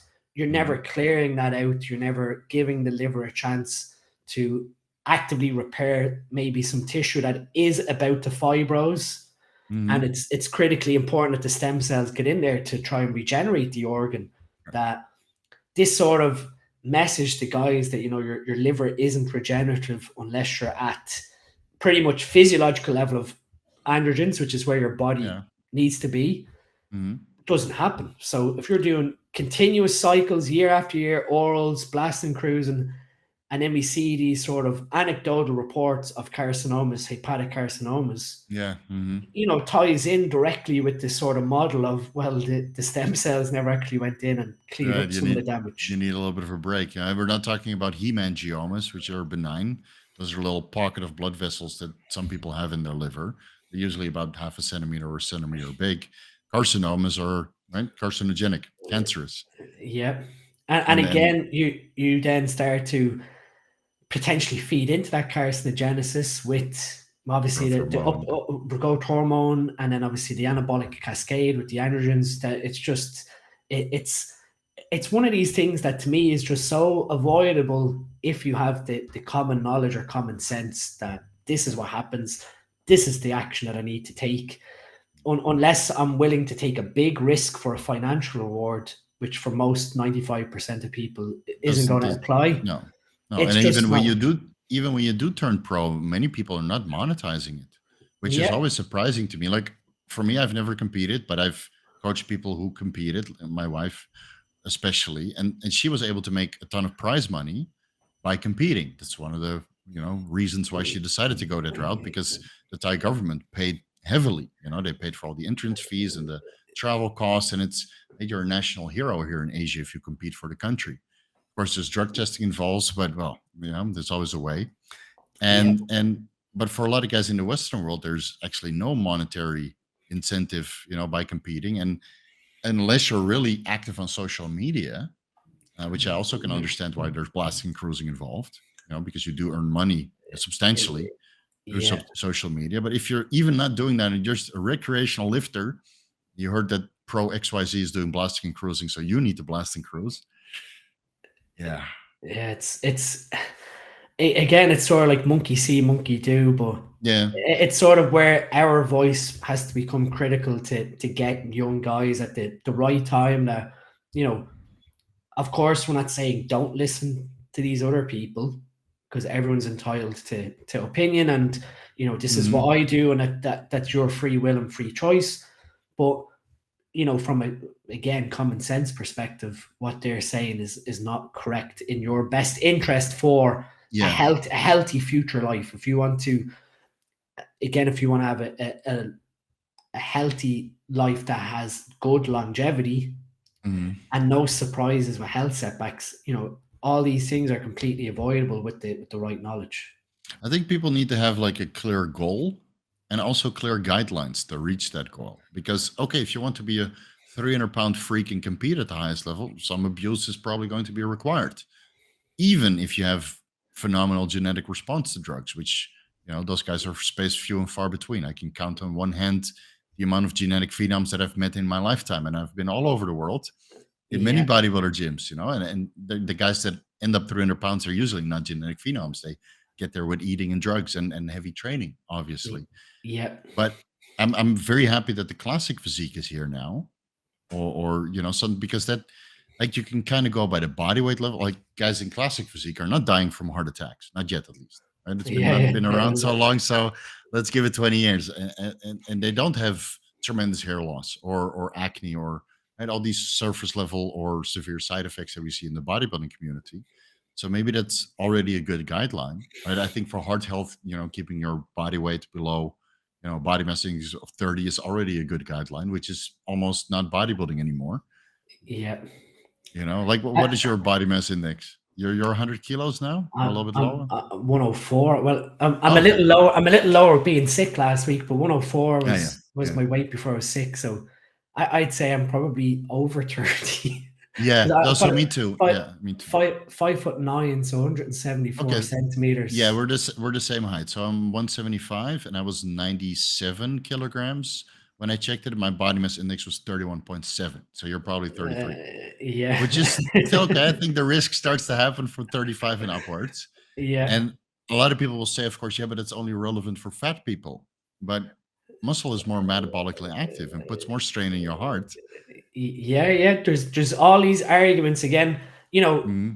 It's again the cumulative risk factor towards cardiovascular disease plays into so many things. I remember trying to figure this all out in my head of, what's a clear paradigm of your risk towards having a heart attack, and you start going down so many rabbit holes of much evidence. And then you basically give yourself a heart attack the more research you do. you realize, okay, well, on one aspect, endovascular health is very important. So your endothelial cells, and they're dictated by smooth muscle, and the smooth muscle of your endothelial cells and your arteries have flexibility.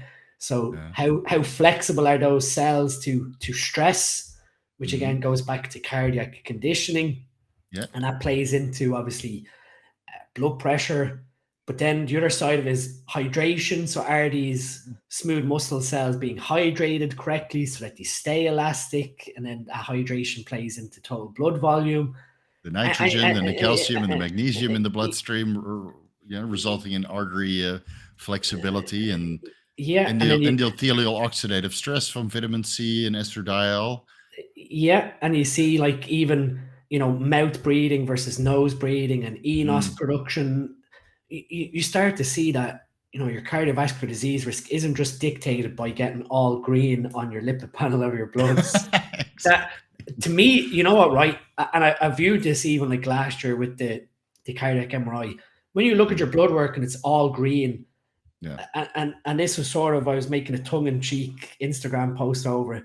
Just because it's all green doesn't mean that you're healthy. And that that is something that we need guys to recognize, that even if you're doing routine blood work as sort of like I guess just a diligent exercise, okay, I have to get my blood work every 3 months. If that blood work comes back green all the time, it can sort of make you complacent and go, oh, well, everything's healthy. But, yeah, right. You know, so that's what happened to me with the non-alcoholic fatty liver disease. I didn't pick it up because I would be able to explain the reasons why. And I do it every month, and I can see trend lines, right? I can see the trend over time. And then even then, it's so gradual. The liver enzymes are going up, and other markers which are related to non-alcoholic fatty liver disease were all in range because I do cardio, right? And lipid management is in place. So yeah, that's why I always preach organ imaging at the least, which is yeah. highly expensive and very difficult to do in certain parts of the world. How about doing medical stuff in the UK? It's like in the UK, it's a little bit easier to do your blood work, I believe, like Medichecks and some of the lab panels are available. But how's imaging? How's that over there? So from a private perspective, you still need Mm, a doctor's letter. You still need medical mm, referral. If you want to go get a CT, yeah. cardiac MRI, or you want to get an ultrasound, you still need to have referral from your GP or a Mm, practitioner. So it can put some guys off from getting advanced diagnostics because, you know, walking into their sort of GP office and asking for a referral letter for yeah. an MRI with contrast. Takes time. So and not even takes time. It's sort of then the doctor sort of like, if they don't want to disclose PED use, on their public Yeah. health records, Yeah. Why should I? Yeah. the doctor's sort of looking and going, why do you want that? And then to like come around and actually then say, okay, well, it's because I want to check my heart health. What sort of developed, like you've said, is we have a myriad of companies now that do private blood work testing in the UK. So it's not hard at all to get your bloods done in the UK. You can order a test, it's in the post the next day. You find find a nurse who's probably in your local health clinic. You pay them, maybe £20 blood draw fee, and you put it in the post and you get your results within 2 days. Okay, that's great. With sort of the advanced imaging, you then have, specialized clinics that are being run by medical doctors who have interest in sort of the sports performance world and the things that come with it. So, in the UK, we have Transform Now that's run by Dr. Imran Khan, and then we have the Blood Lab that's run by a guy, Dr. Chris Collins. They basically have a sort of the feel of the demographic of PD users and managing their health. It's a little bit more specialized towards our community. Yeah. Yeah, so they'll obviously engage in routine blood checks, advanced cardiac blood work screening, and then if the need arises, being able to, I guess, fulfill a referral letter for you to go see a specialist, or for you to go to a private hospital, have the imaging done, and for the report to be sent back to them for analysis. Oh, okay. Okay. So That's a little bit more advanced than most places in this world, from what I've because yeah, that's very practical also for our community, because then at least you can keep the explanation of what you're doing to your body to a little bit selector group of people that yeah, actually understands a little bit better, Like for me, for example, I have a couple hospitals that I go to which are very professional, right? The medical field here in Thailand is beautiful. Most of them studied abroad, but they're not very open to steroid use. So every time I go there, I talk with a new doctor.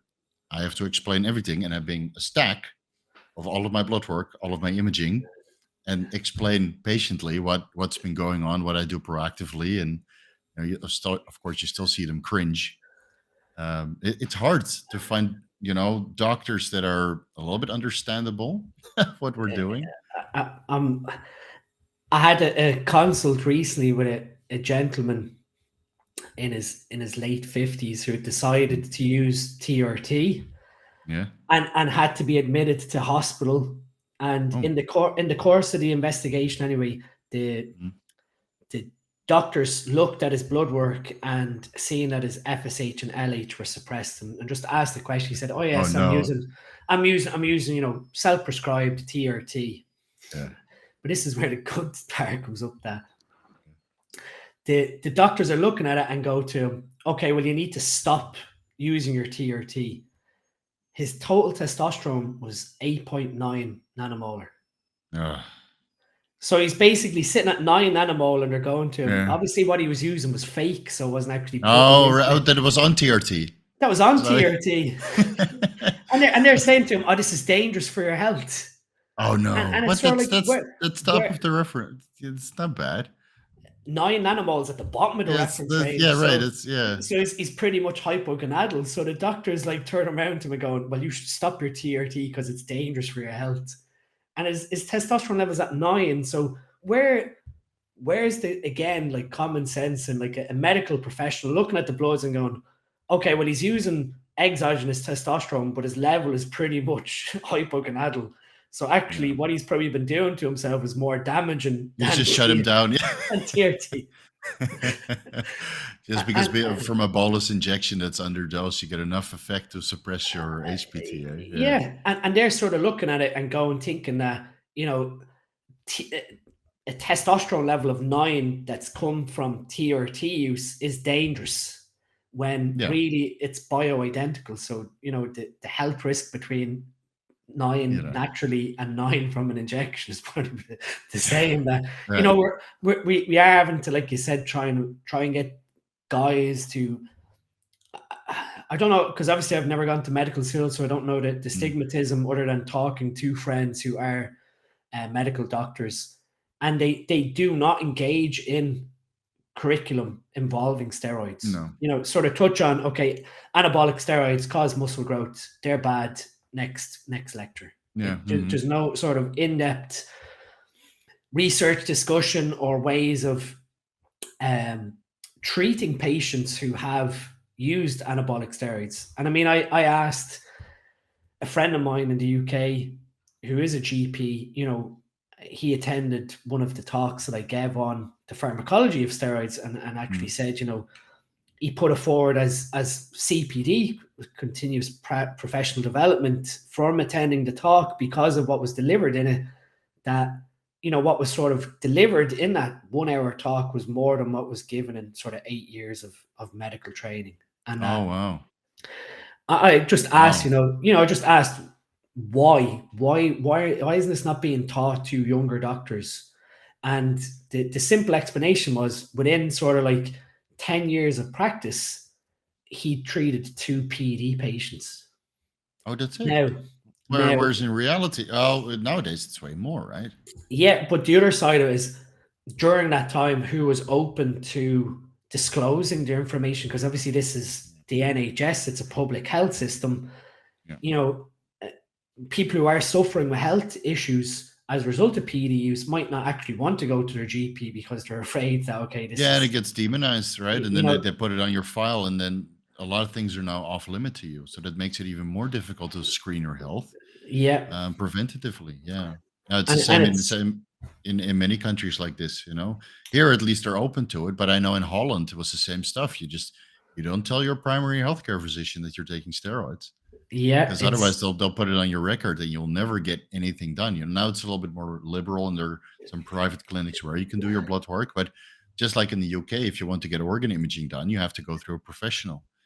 That's why I tell most people, like, listen, yes, it's very expensive, but if you save some money and come to Thailand for a month, you can pay everything out of pocket, and it's still quite affordable to do everything here. And most of the doctors in the private hospital are willing to help, but you still have to go through, you know, their system. So if you want to do a CT scan, again, you need to check your kidney function if your creatinine levels are a little bit too high for their comfort, to make sure that your kidney filtration is good. And if you want to do an MRI, you know, you do have to sign the waiver, and again, check your kidney function to see if you're up for galonidium. Treatment.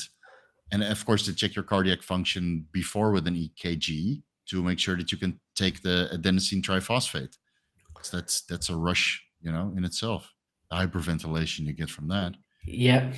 You know, the IV. So they do have a system for that, but it is possible sometimes within the same day to walk in, talk with a doctor, get a referral, and then do the imaging, as long as you pay out of pocket. So in that sense, we're very, we're in a luxury situation. Like, what is easier to do and what is more difficult to do? You know, I guess they're all sort of the same. Like you can't just rock into any, like there's a lot of private hospitals, so you can't just walk in and say, okay, I want to order this and this and pay like £1,000 and leave with your results. It would be great though. It would be great. You know, from my own experience, the cardiac MRI with imaging, when I got the letter from the GP to go, it was £750 to have it done. So it's doable. It's the same as here. You know, it's expensive to someone that's looking with their sort of income and saying, okay, well, £750 is a lot of money. But the sort of way, like what you said, I break it down that if that cardiac MRI with imaging gives you a snapshot of how your heart looks right now, and it's all clear and there's no arthromas, right, it sort of gives you a peace of mind that your risk of a heart attack in the next 5 years is minimal. It's not non-existent, but it's minimal, unless you start doing something drastic that's going to cause. Yeah, of course. Yeah. Hopefully by that, you're already proactive enough to not do that if you're spending this much money. So if you calculate it on a day-by-day cost, it's nothing. Yeah. When you work it out, even over 5 years, it doesn't even work out like £1 per day. No, so you sort of break down the risk in that peace of mind. You pay like an advanced blood work panel in the UK is about £160. So that's also okay. Yeah.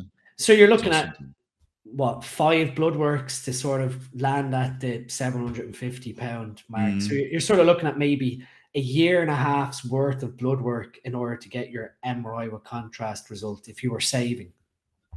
But that sort of then gives you, especially if you're like a father or you have familial risk of heart disease, it gives you peace of mind that if you are going to continue this sort of bodybuilding lifestyle, maybe you do have another sort of 2 years grace, that if you are going to compete, that your health is in a position whereby you can sort of say responsibly, I can continue to compete. Yeah. And that was sort of another question with even my own cardiac MRI was, prior to that, I had in the back of my mind that I wanted to go back to competing, but I even said to my wife, even if there's like 1% development of an arthroma, if there's anything abnormal whatsoever, that's it. Bodybuilding is done. Right. You're done. Yeah. I'm done. I'm done, because that's telling me, okay, you keep going this way, that something is going to happen.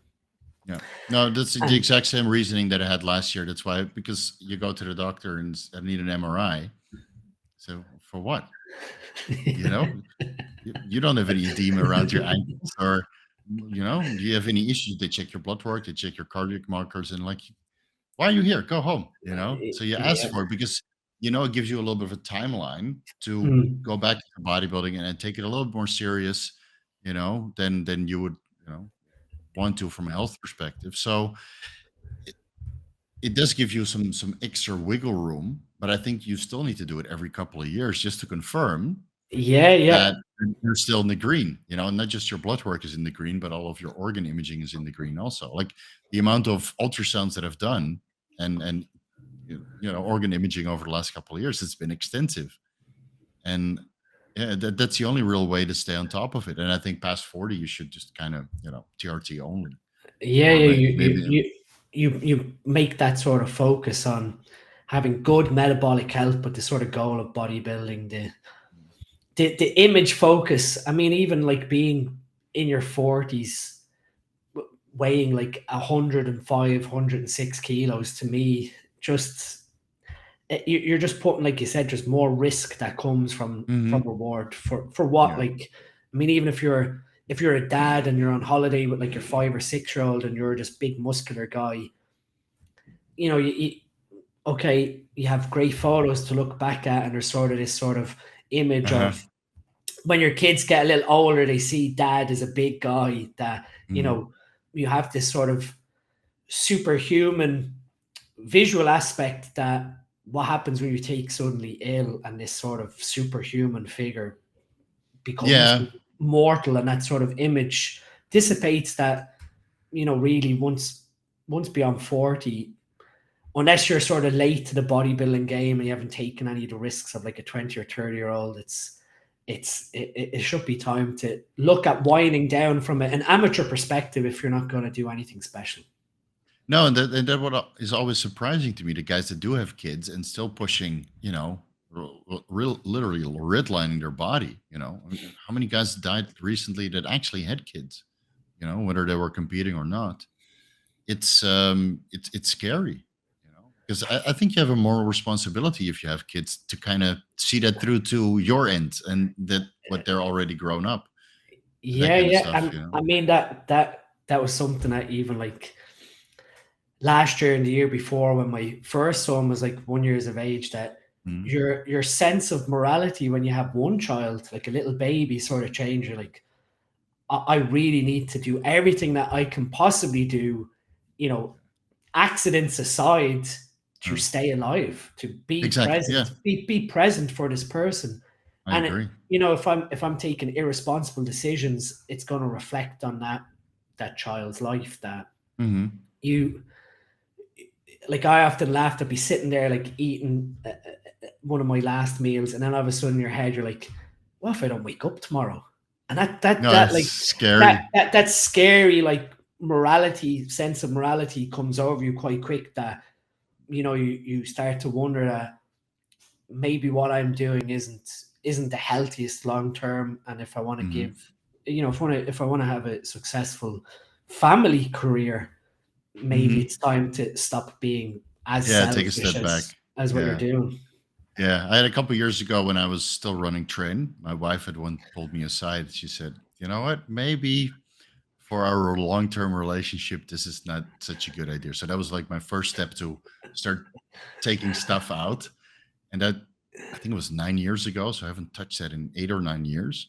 And you see that your quality of life actually improves when you start to get a little bit more health conscious and look at these compounds a little bit more respectively. Like, maybe I shouldn't use these compounds, without having a clear goal for the sake of experimentation or because the peer pressure is there, because everybody needs to be on Train. I mean, I'm glad to see people move away from this sort of like high trend paradigm.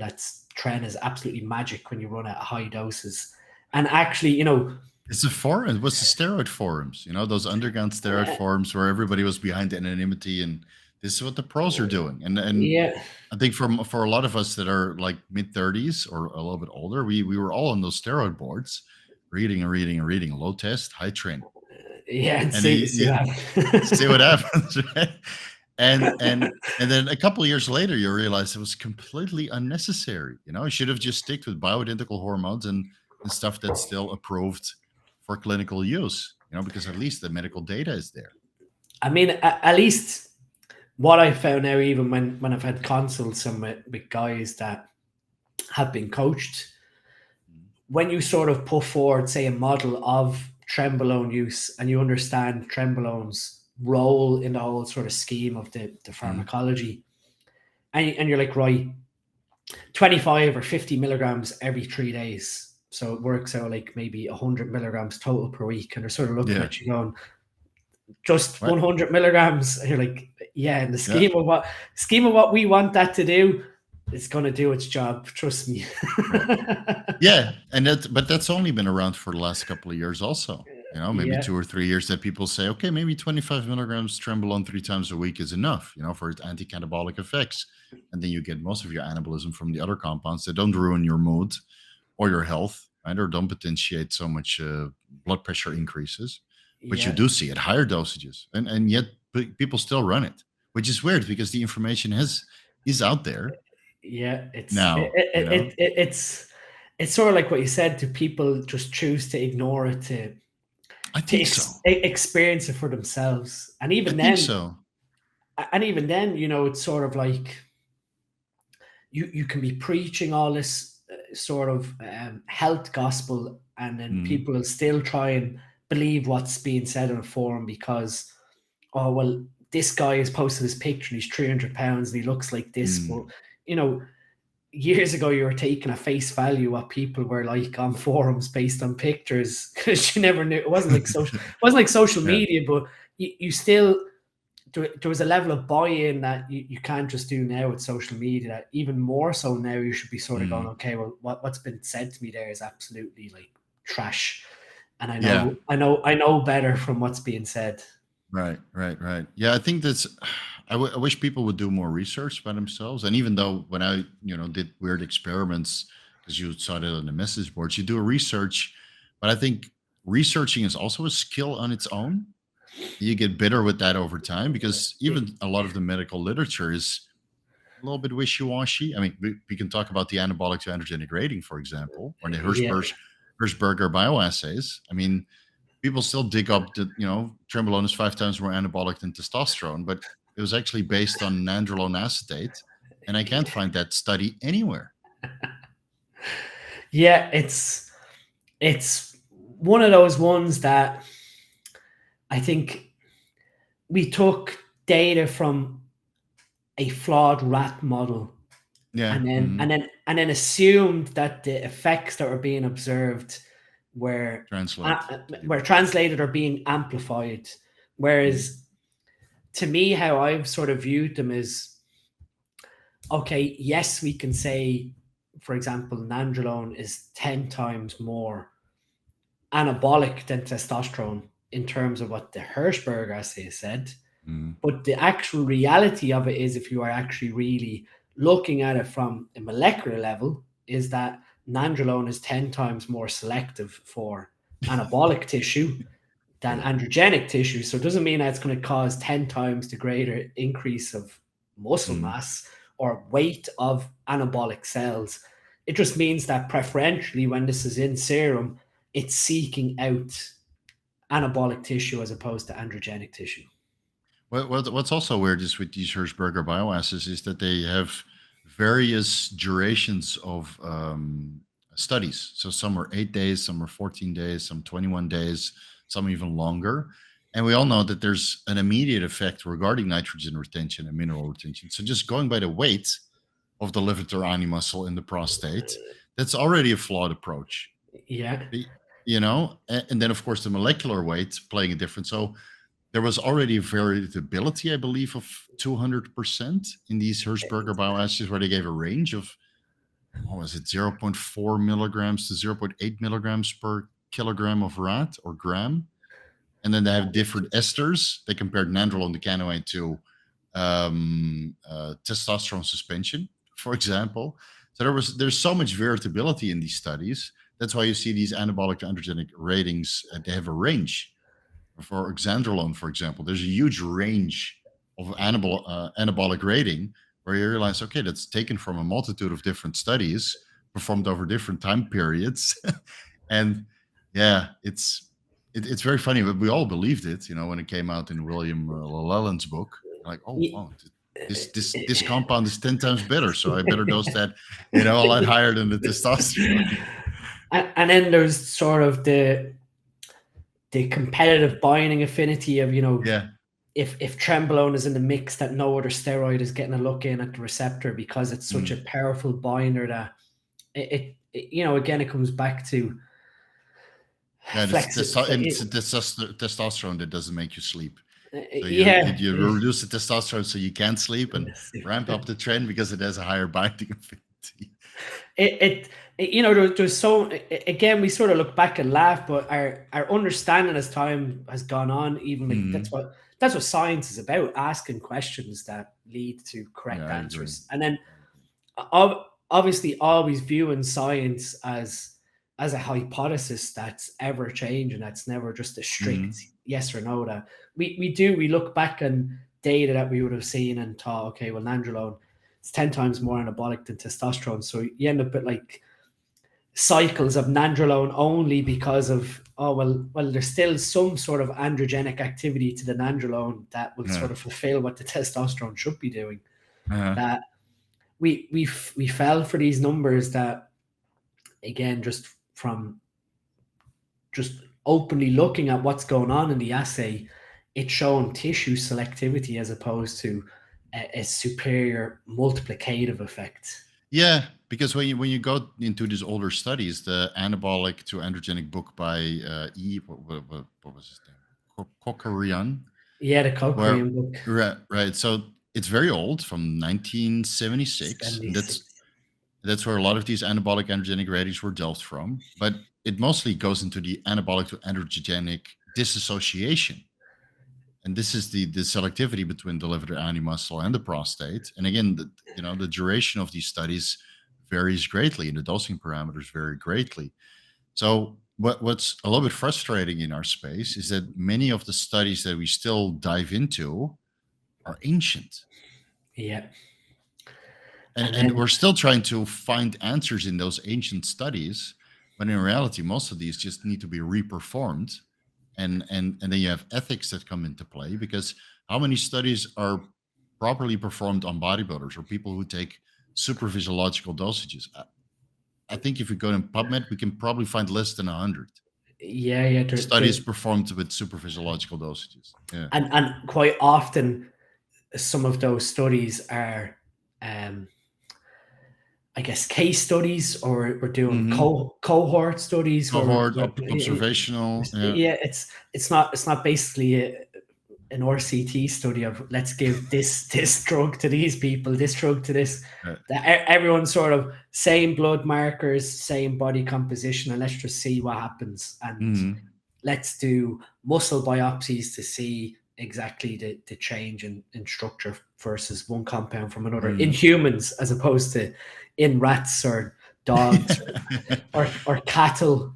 Because I mean, even then, a lot of the data that we use towards the anabolic effect of some of these compounds is taken from cattle studies, or from looking at boldenone or equipoise being studied in horses. So we're really taking face value, that it would have the same effects in a human being. And then of course the dosages, like I think there's also just response to dosages which vary from the clinical dosages. The more you take, especially the drug combinations, the drug combinations have never been examined.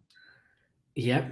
And again, there's like what we said about the synergy and I guess the competitive binding of, if we have X, Y, and Z all ran in together, again, even in terms of intracellular interaction, what's going to be the 5-alpha reduction rate of testosterone when there's all other androgens present? So what do you think is like in 2022, what information is still valid? The biological effects in humans regarding how these steroids are metabolized, and I think relative binding affinities, I think those have been associated on humans. Yeah, we have relative binding affinities of these compounds done in silico, which is all done computationally. So again, that's a little bit, tongue in cheek of the computational model being correct. But we can basically take the human purified androgen receptor, which we now have the genetic structure of, that protein, and computationally fit all these different steroid molecules to it to see what has binding affinity, what potentially might have anabolic or androgenic selectivity. And that's effectively how SARMs were developed, with computational models. When we had the androgen receptor. I didn't know that. When we have the androgen receptor, basically, when we have that purified and sequenced, then we can start using computational models with what's called a pharmacophore, which is basically just say the basic structure needed to fit that receptor. And then you start using computational models whereby it changes the electron density of the compound to find the lowest energy set point where it would stick to the receptor. And when you get to that point, then that's sort of your most stable compound. Okay, and then you can compare that to the testing parameter being testosterone or testosterone. I mean, or the androgen receptor. There's a paper, I think it was 2003 or 2004, and that was sort of where the post I done about Anavar on Instagram, where they got this sort of binding affinity of testosterone to oxandrolone, and the sort of what they looked at was the free energy difference between the molecule binding to the receptor or not. So if the free energy difference between the molecule and the receptor binding is large, it means that then the product, the formation of the receptor and the steroid is going to be more favorable. So you've got like a spontaneous reaction. Mm-hmm. And they looked at all these different steroids like oxandrolone, methyl testosterone. I think anadrol was in there as well. But they looked computationally at the energy differences between binding to the androgen pocket and what was sort of like the most stable. And from that, that's sort of where I was on about earlier about pharmaceutical companies. We could easily do in silico models to create new compounds that potentially go beyond where we are now at SARMs. But again, there's no return of investment to a pharmaceutical company to invest.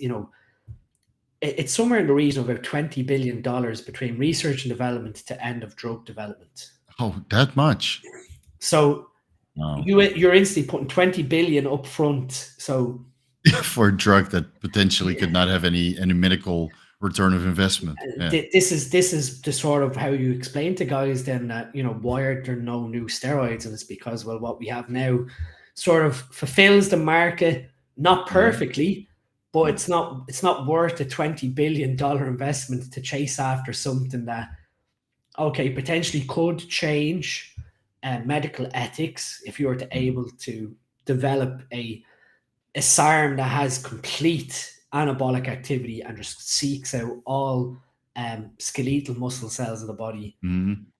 Then it would be great though, like a SARM that actually acts like a SERM, selectively in tissue, acts as an androgen in other tissue and an anti-androgen in certain tissue, ideally in the hypothalamus and the pituitary, so you don't shut down.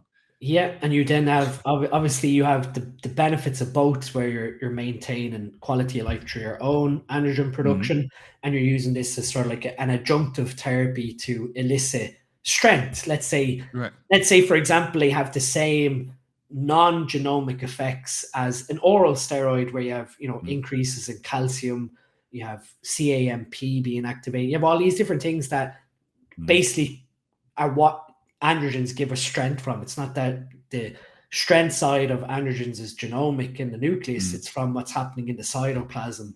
Exactly, causing a lot changes. of people don't realize that some of the, like oxandrolone, there's very little androgen receptor mediated effects, and mostly non-genomic effects.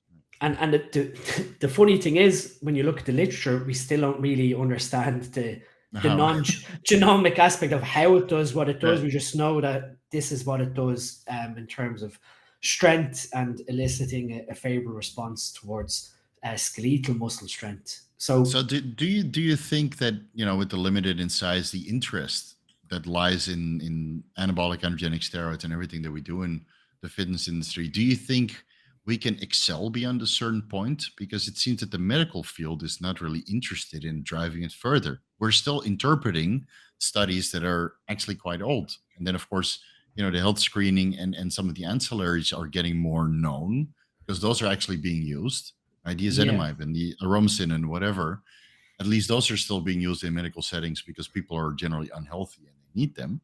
Yeah. But, steroids, there's just not so much new evidence to go around. I think there's a hesitancy, obviously, with how stigmatized it is, and again, just medical ethics of not doing harm to someone using, like, obviously the settings that these compounds are medically approved through the FDA for human use are for serious conditions that we don't have any other alternatives. Right. And many alternatives have already been developed, because Masteron has been replaced with SERMs and aromatase inhibitors, and Trenbolone was approved for 2 years, and then dropped. Well, no surprise, no surprise there, And so many of these drugs just never passed. So I think and Primobolan is only FDA approved in Turkey, and Bayer does have a little bit of a reputation of producing for the underground market. Yes. That runs of oxandrolone for a while in Brazil, and then it got discontinued again. So I think it's just produced for the black market, the Primobolan that they have in Turkey. Yeah, the Primobolan. Yeah, it's great stuff. I mean, I use it myself, but I don't think it's used medically anywhere, and certainly not in the quantities they produce. Yeah, there's a lot of gray area pharmacy going on there for sure. Yeah, for sure. So how do you see like the bodybuilding scene developing over the next 20 years from a performance enhancing drug perspective? Do you think that we get much more smarter use than we're doing right now? Or do you think it's mostly about health screening? I think what I see realistically occurring is that it's going to get much worse before it gets Yeah. better. And what I mean by much worse is we're going to see a huge increase in there's basically going to be, in my opinion, a mental health crisis that is going to overwhelm public health. Just the general population, you mean? Or just from guys who are using anabolic steroids without any understanding of what it's doing to their neurochemistry. Trenbolone aside, yeah, we're looking at 15 years time, mental health services being overwhelmed with guys that just are either suffering with anabolic steroid induced hypergonadism, where they're basically their dopamine levels of their brain aren't right, so they're not functioning correctly, even though hormonally they're healthy. Yeah, they don't respond anymore to their neurotransmitters. I get a lot of consultations about this. Yeah, and the really bad thing about this is that once that sort of the neurons have a gated voltage, like an electrical potential, and when that electrical potential is matched, the neuron releases the neurotransmitter towards the other synapse. When that electrical potential goes really high from repeated androgen stimulation or repeated dopamine stimulation, you arrive at an aspect whereby that person just doesn't get any enjoyment out of normal activity because it's not enough. The neurons never getting stimulated to release enough dopamine. So there's never an effect on the other side. So all of a sudden they have low libido. They can't be bothered doing anything. They don't have any drive. Right. And they're going to their GP and saying, I've got no libido, I've got no sexual interest, I've got all these sort of dysfunctions. And they're looking at their HPTA blood markers and going, well, it looks fine. Your testosterone's 25 nanomolar, you're in the middle range, your LH and FSH, everything's good. And they just don't realize that, even the state of social media playing into that. Yeah, I agree. Dopamine stimulation on your brain every day is really driving you further and further away. That, when you sit and you logically tell someone about this occurring with their brain chemistry, and then they're asking you, like, how do I fix this? And you sort of like social media detox.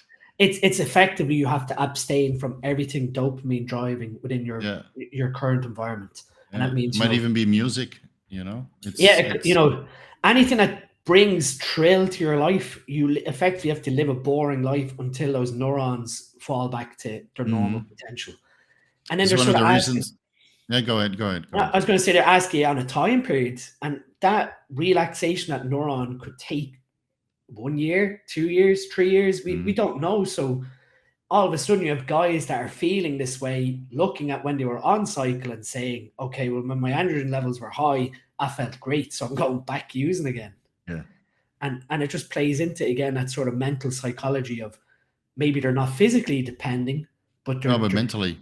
They're driving a neurochemical imbalance that you're only resolving with their use. So I think, like, in 20 years' time, there's going to probably be an influx of, I guess, mental health issues where we have, like, cognitive deficits from guys who have used compounds that have neurally damaged them. So we're going to see probably an uprise in potentially pre-Alzheimer's, where guys are in their, early 40s and can't remember, minor because of the amyloid plaque buildup, in terms of amyloid plaque buildup or towards neurotoxicity, so there's not enough neural connections within the brain. We're just going to see guys that really undervalued how these compounds worked in their brain. And that effect is only probably going to be seen the next sort of 15 to 20 years. I think so, yeah, because of course, with social media and the information that's out there, I think a lot of people think that they're ready for steroids sooner because they've Yeah, done a decent amount of research, but not enough. I mean, I was researching for 10 years. And if I look back now on what I knew starting with steroids 12 years ago, right, from 26 to 38, it's night and day. yeah, But at that time, I felt I knew way more than anybody at my gym. Now I could argument, put everybody under the table with what I researched back then. Now it's way more, and I still have way more to learn. But I think now with the influx of information on social media and membership sites and wherever else, the access to the information, I think people think that they're ready earlier than they really are, yeah. which could maybe lead to more issues or more exposure to more people over the next 10 or 15 years. Have you ever looked into compounds that increase brain-derived neurotrophic factor or neurogenesis? Because I do feel that it might be able to mitigate some of these psychological issues and neurotransmitter imbalance that steroids can induce. Yeah, I've looked briefly at some of them. Obviously, what people need to understand is once a neuron is dead, it's dead. So you're never regrowing another neuron. And basically what ends up happening is like what you're saying there, neurogenesis is really, that neuron decides to branch out and make new neural connections to other neurons so that information is processed faster. So if that neuron is touching, 5 other neurons, it's able to pass its information off quicker. So you might not have a higher number of neurons overall, but you'll have a higher amount of connections. So that the speed of data transmittance is compensated from the neural connections as opposed to for the lack of neurons that are not present. Yeah. Yeah. I guess the only issue there obviously then is with obviously neurogenesis and the branching out. It's like you're running cables into another line. It's not that there's more I guess neural vesicles that are able to release neurotransmitters. So again, your neurotransmitter synthesis drops with the neurons that you're killing. You're just able to send that information quicker down different paths of your brain. You're circumventing it. Yeah. So neurogenesis is a very important thing, obviously, in terms of then offsetting neurotoxicity and killing the neuron. But again, it comes down to neurogenesis is based off plasticity of the neurons themselves. So if you're not actively engaging in neural plastic events where you're trying to force these connections between your brain, to learn something new, do something intelligent with it. Effectively, that neural plasticity of where you've made these new branch connections just really doesn't do anything extra. Right. So I guess they're very useful. Even the simplest of even if you were to go to supplementation of lion's mane or Bacopa Monnieri or any of these sort of nootropic based herbs that elicit neurogenesis, you're still not increasing the overall numbers of neurons. So I think at some point in time there is probably going to be some form of cognitive decline. Even though you're keeping up with neurogenesis and making those new branch connections, you're not overriding the fact that there's less neurons in your brain. Right. So you're probably just like with many of the ancillaries that we're taking in bodybuilding, you're masking it long enough for you to continue to make it worse in the long run. Yeah. And I mean, that's, one of the simplest things that guys should be starting to pay attention to is, I'm often, and again, it can be causative or it can be just pure coincidence, but I'm awful at remembering current details of, say, someone's name or something like that. Yeah. Yeah. But if you notice as you get old, Steve, nice to meet you. Yeah, it's nice to meet you, Steve. You get to a stage where you're forgetting where you put your keys down, you're forgetting silly things that if you're, I guess I'm probably a little different. I've got a photographic memory, so I can sort of remember silly things like that. But if you notice that you're not able to remember where you've put something that you maybe would have had 15 minutes ago, your short-term memory is starting to decline, where you're not able to remember directions correctly, or you're not able to put yourself sort of at a moment in time in terms of your memories. that could be an early sign that you're heading towards this cognitive decline. Yeah. And giving you like an insight that, okay, well, maybe if I keep taking this compound, I'm going to actually make myself so much worse. Right. That, again, we're all worried about heart attacks and dying from stuff like that. But like, how many people are worried about being a cognitive deficient person who has Alzheimer's that's just basically existing in their body because their brain can't function correctly anymore. And you can see that with some of the pros from the 90s who really pushed, that early period to catch up with Ronnie. They're cognitively behind to the point you would almost compare them with boxers who get punched in the head a lot. It's alarming. Yeah, it's kind of alarming, and the neuro inflammation that comes, with training to failure, even, and the oxidative stress, that's completely overlooked. We now understand that, the conversion of testosterone into estradiol is neuroprotective, right? We don't get the excitotoxicity of testosterone, which you can't really mitigate from Trenbolone or other compounds because they don't aromatize. And then it's such a double-edged sword almost, because we do understand the organ stress and all that stuff, but we don't really understand the neurotoxicity. So maybe, and who goes in for an MRI on the brain, and could you even see it? Yep. It's there's a lot more left to learn. So you think in 10 to 15 years, a lot of guys are going to have some cognitive decline? And I think there's going to be an overwhelming capacity of guys that are going to present with, pre-Alzheimer's, with mental deficits from silly use of stuff like neurotoxic drugs like nandrolone, Trenbolone in their early 20s for a significant period of time. So maybe by the time they get to their 30s, they realize, okay, well, what I've done was silly.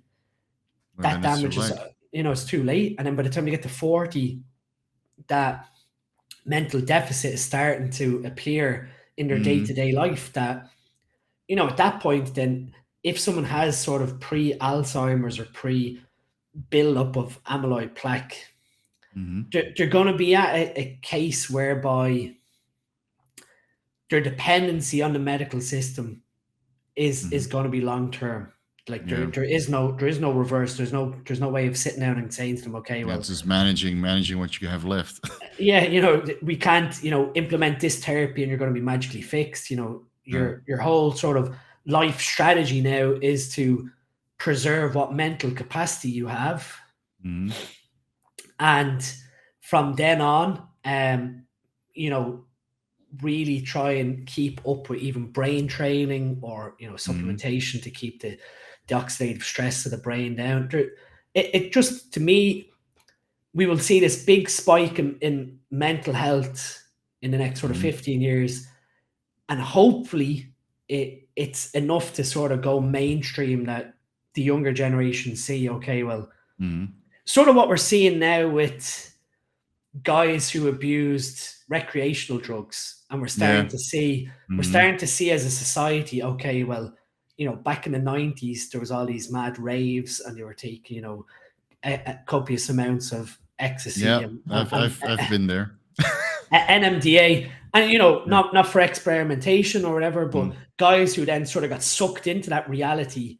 Oh yeah, they're brain dead almost. Guys that do that for 10, 15 years back in Holland, from my age, and they never stopped. I did it a couple times and I stopped at 21. You graduate and you're done with that life. But you see guys that continue with that, and man, it's alarming. I go back to Holland, you run to them in the street and you realize, like, whoa, is this the same person? And that's something that we're now starting to see. Obviously, like I said, so the 90s are sort of like, 20 years, we're sort of 20 years later now, and we're starting to see these guys who were in their 20s, now in their 40s, who never walked away from that lifestyle for a long period of time, who are now, in a cognitive deficit that I think, we sort of look at it now and go, okay, well, those compounds are to be respected. Yes, they fulfill a purpose, but to be respected. And I think today's generation, that sort of class of compound isn't as stigmatized as 20 years ago. So it is openly, it is sort of an openly exposed environment of people taking pills and whatever else, that we now have people that, you know, understand the health consequence of those compounds, that, you know, you need to do X, Y, and Z. If you do this at a festival, you know, you should be, you know, taking your antioxidants, you should be taking, you know, balancing your neurotransmitters. Yeah, restore your serotonin levels for a week. And, you know, like the young people nowadays have this sort of access of, you know, if they use these compounds, they respect them. They, you know, they buy testing kits to make sure what they're testing is actually, you know, the correct purity of NMDA and et cetera. That we're starting to see, I'm not going to say responsible use, but a paradigm shift in how that sort of scene is. It's more intelligent than it used to be. That's exactly it. And I think even with the amount of social media and websites and Google, whatever we want to view as an educational source for young people, I don't think we're at that point yet with steroid users, that we're at a case where especially like 18 to 20-year-olds actually view these things as being stuff that needs to be respected. They might understand there's a danger to them, but they don't have that level of, I guess, pharmacological respect that, you know, yes, these are going to potentially upset my physical health, but respect them that, you know, in 20 years time, if I don't do things correctly, I could cause serious I think it's also because most of the performance enhancing drugs, besides insulin, they don't really have an overdose. So you could use them and get side effects, which are in many cases manageable. But with recreational drugs, there's always a risk of overdosing, right? Or getting something that can get you killed. So you're a little bit more cautious. But, you know, with steroids, since people just ramp up the dosages and there's no overdose effect, people are just, you know, taking 1,000 milligrams a train and still walking away from that right now. But maybe a couple of years later, right, those real issues start to manifest, or cumulatively over a decade of use. The therapeutic index of these compounds, even though, you know, from a medical standpoint is narrow, you know, it actually is quite large, that, you know, you could you could do 3,000 milligrams a tren, and other than probably severe psychological impact, you're not going to have anything that's going to really impact your physical health. No. That you're going to, besides that you're doing if long term, of course. Exactly. Long term is when it would really show itself. So you can sort of get away with a huge exposure in a chronic setting, but when that extends into, you know, an acute, and if that extends into a chronic setting, that's when the things start to appear. But we need to get to that point where young people respect the potential for chronic issues in their 40s. Aside from heart attacks and kidney, liver issues, the mental side is, you know, once that is affected, it's very, very difficult to pull back from. Yeah.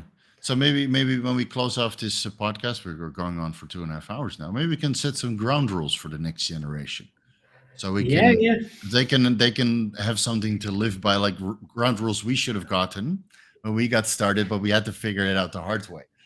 So maybe we keep our body weights somewhat respectable, no more 300 pounds.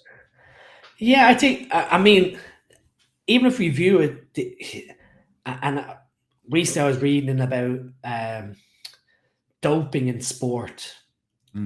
It's sort of like, I think we're to blame slightly of where we've gotten to as a society towards body image, that we were curious to see how far that human body can be pushed. That, you know, I guess you sort of view that Lee Haney was sort of the first sort of mass monster, and then sort of Dorian went one step beyond it, and then we had Ronnie, and we've not had anything beyond Ronnie since, apart from, say, Big Ramy. Right.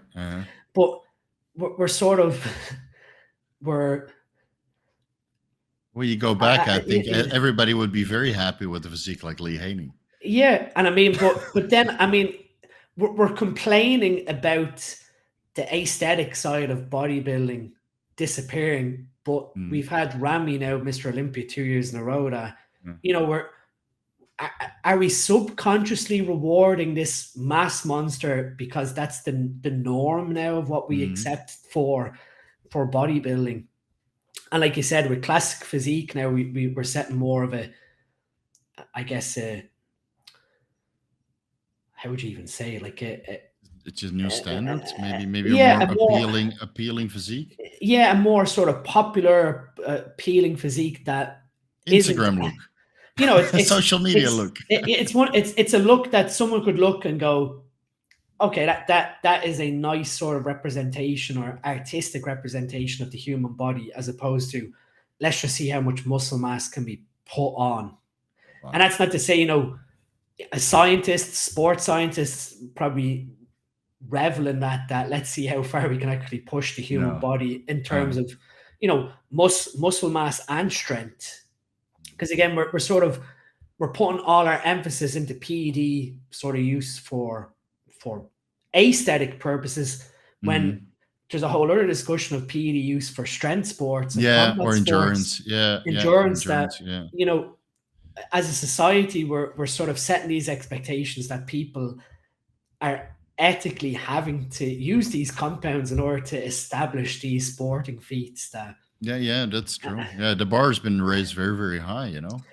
From a ground rule perspective, for someone that's sort of entering into it, it's very difficult to sort of set a standard of, this is sort of where you enter in and this is where you exit. And when you exit, when you reach sort of the exit point, unless there's something special happening that allows you to progress beyond that exit point, it's very difficult to define those sort of rules. So I think that's very true also, and most people don't really exit.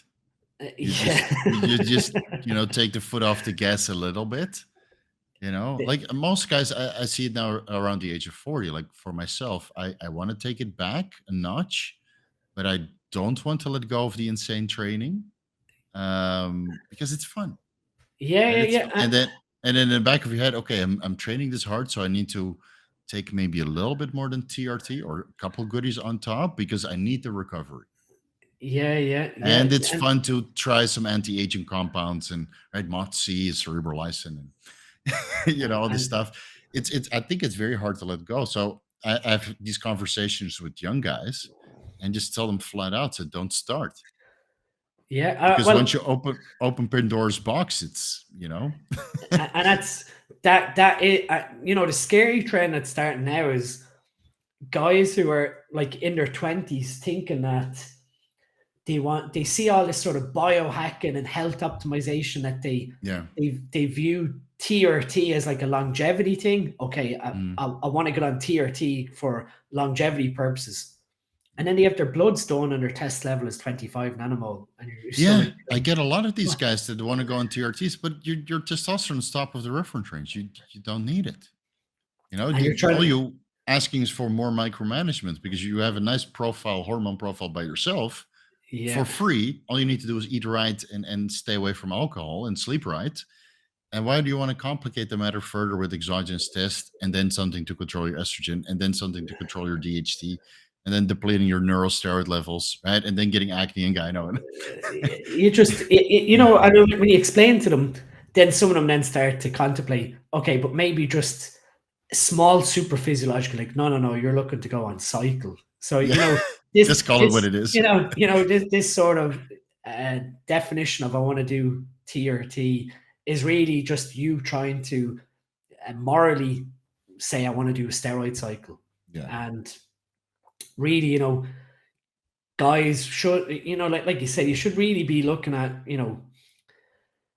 maximizing what you can do naturally. Yeah, I agree. So I mean, like even with my test level of 8, I still managed to hit like a body weight of, I think it was like 102 kilos naturally. Oh wow! And that was pretty big. Now, not like strictly lean, but still hit. Of course not. No. I was 88 maximum my height at 600 nanograms per deciliter. But I was working a full-time job as a consultant, 60 hours a week. So I wouldn't expect more. I think if I lived a bodybuilding lifestyle for maybe 5 years at that point, maybe from 26 to 30, I probably could have gained another 2 kilos of real muscle tissue, 2 or 3.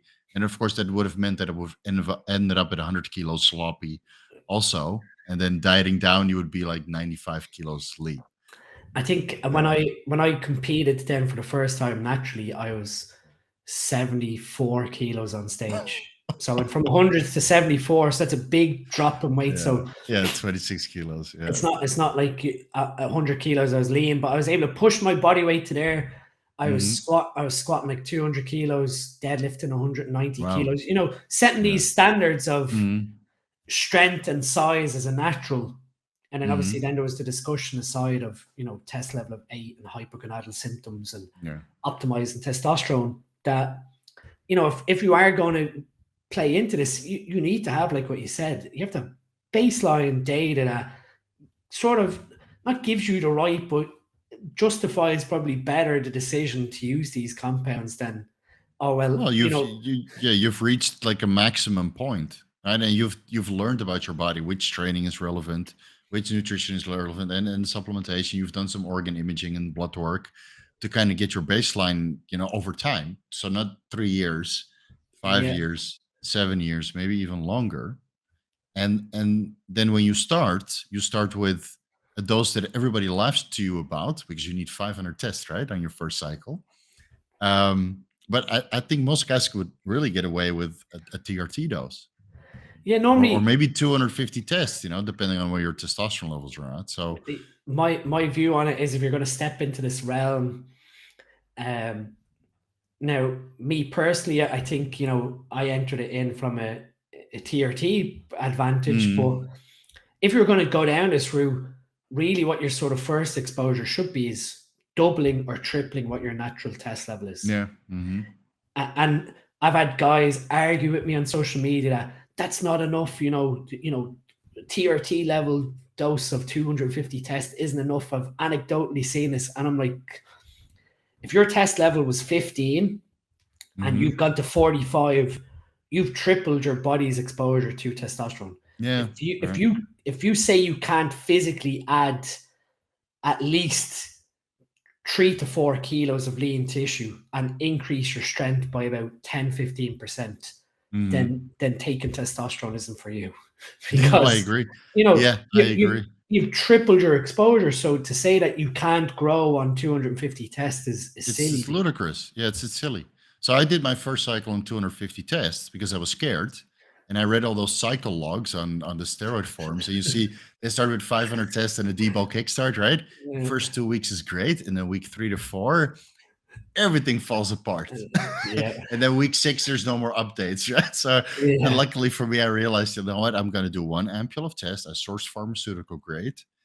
And I did half an ampule of test Monday, Friday, and just did that for 13 weeks and then started adding some compounds. But I realized I was making so much progress at the time because natural bodybuilding, you know, even though it didn't look so great, at least the foundation was there. I made a lot of progress. I decided to turn it into a cutting phase.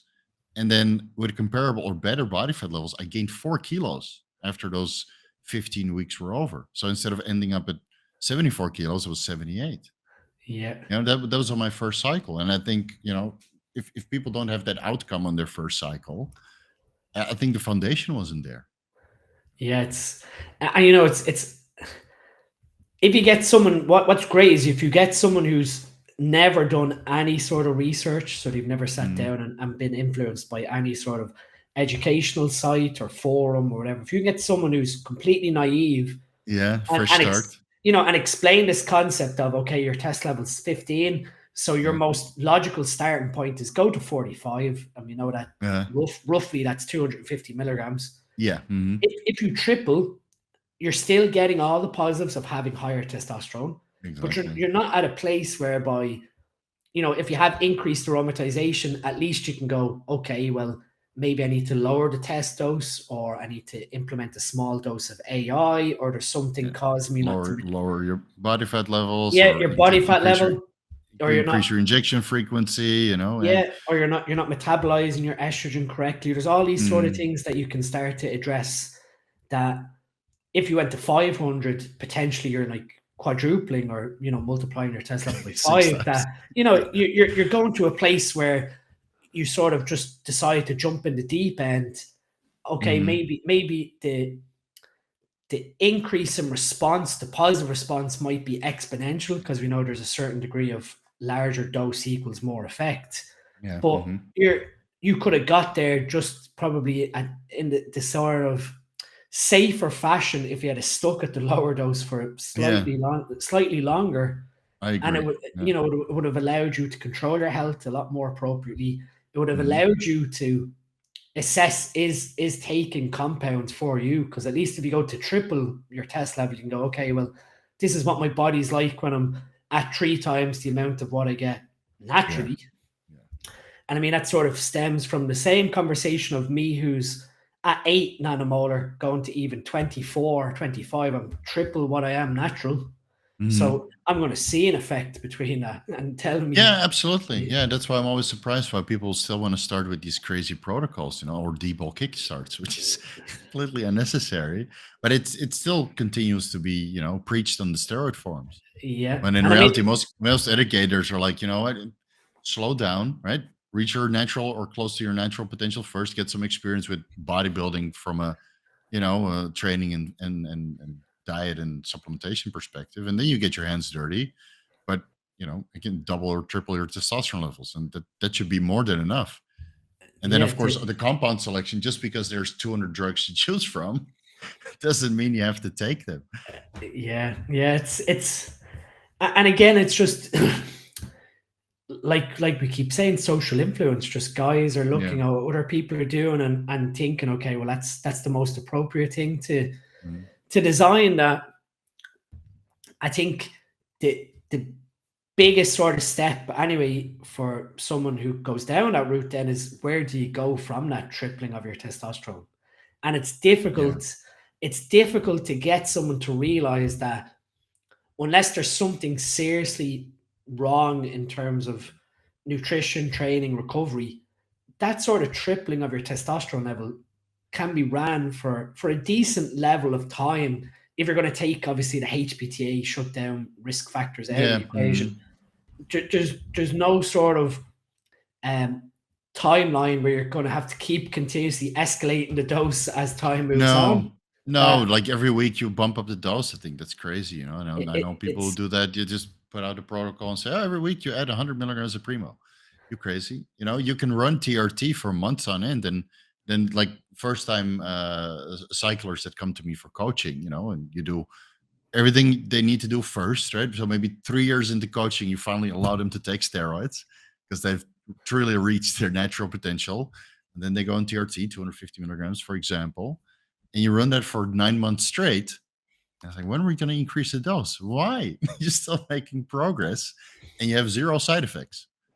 I mean, I coached someone, and their test level on, I think we moved to 275. Their test level was 150 nanomole. Really, really, really slow metabolizer. Yeah. But sort of to the point where there is potentially some sort of androgenic resistance, because there's the blood work is absolutely spotless.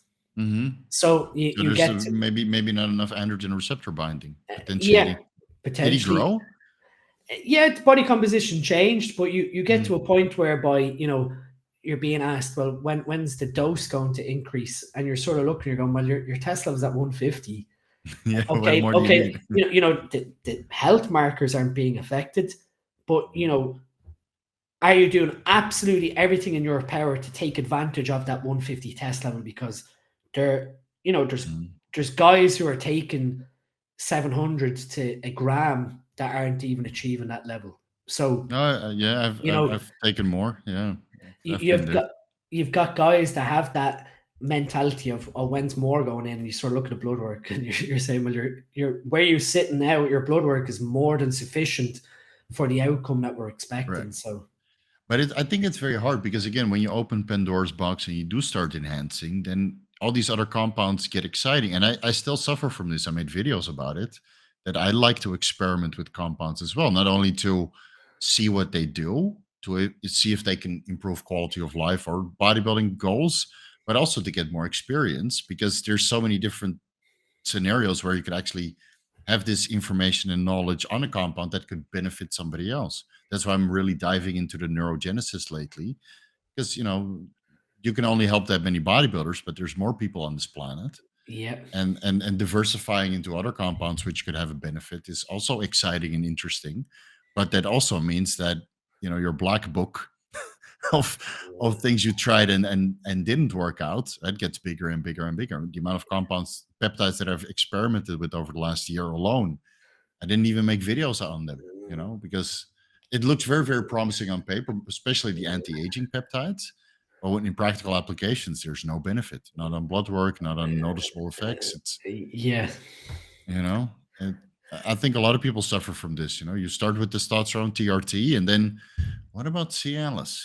Well, that's where I said, the curiosity of you've decided, like you said, you open Pandora's box. The curiosity of, well, what if I done this or what if I done that, and the open-ended possibility of what improvements might come to both physical and mental quality of life. So I think, probably like we said, the ground rule for someone entering into it is to first have a complete appreciation for the HPTA. So how their hypothalamus, their pituitary, and their testicles all respond.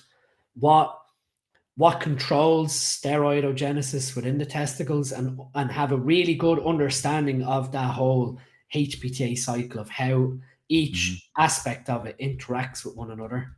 Yeah, and how it cascades to other organs. Right? Yeah, and then from there, taking that baseline data, because the amount of guys that just decide they're going to do a steroid cycle and never know their actual baseline fertility.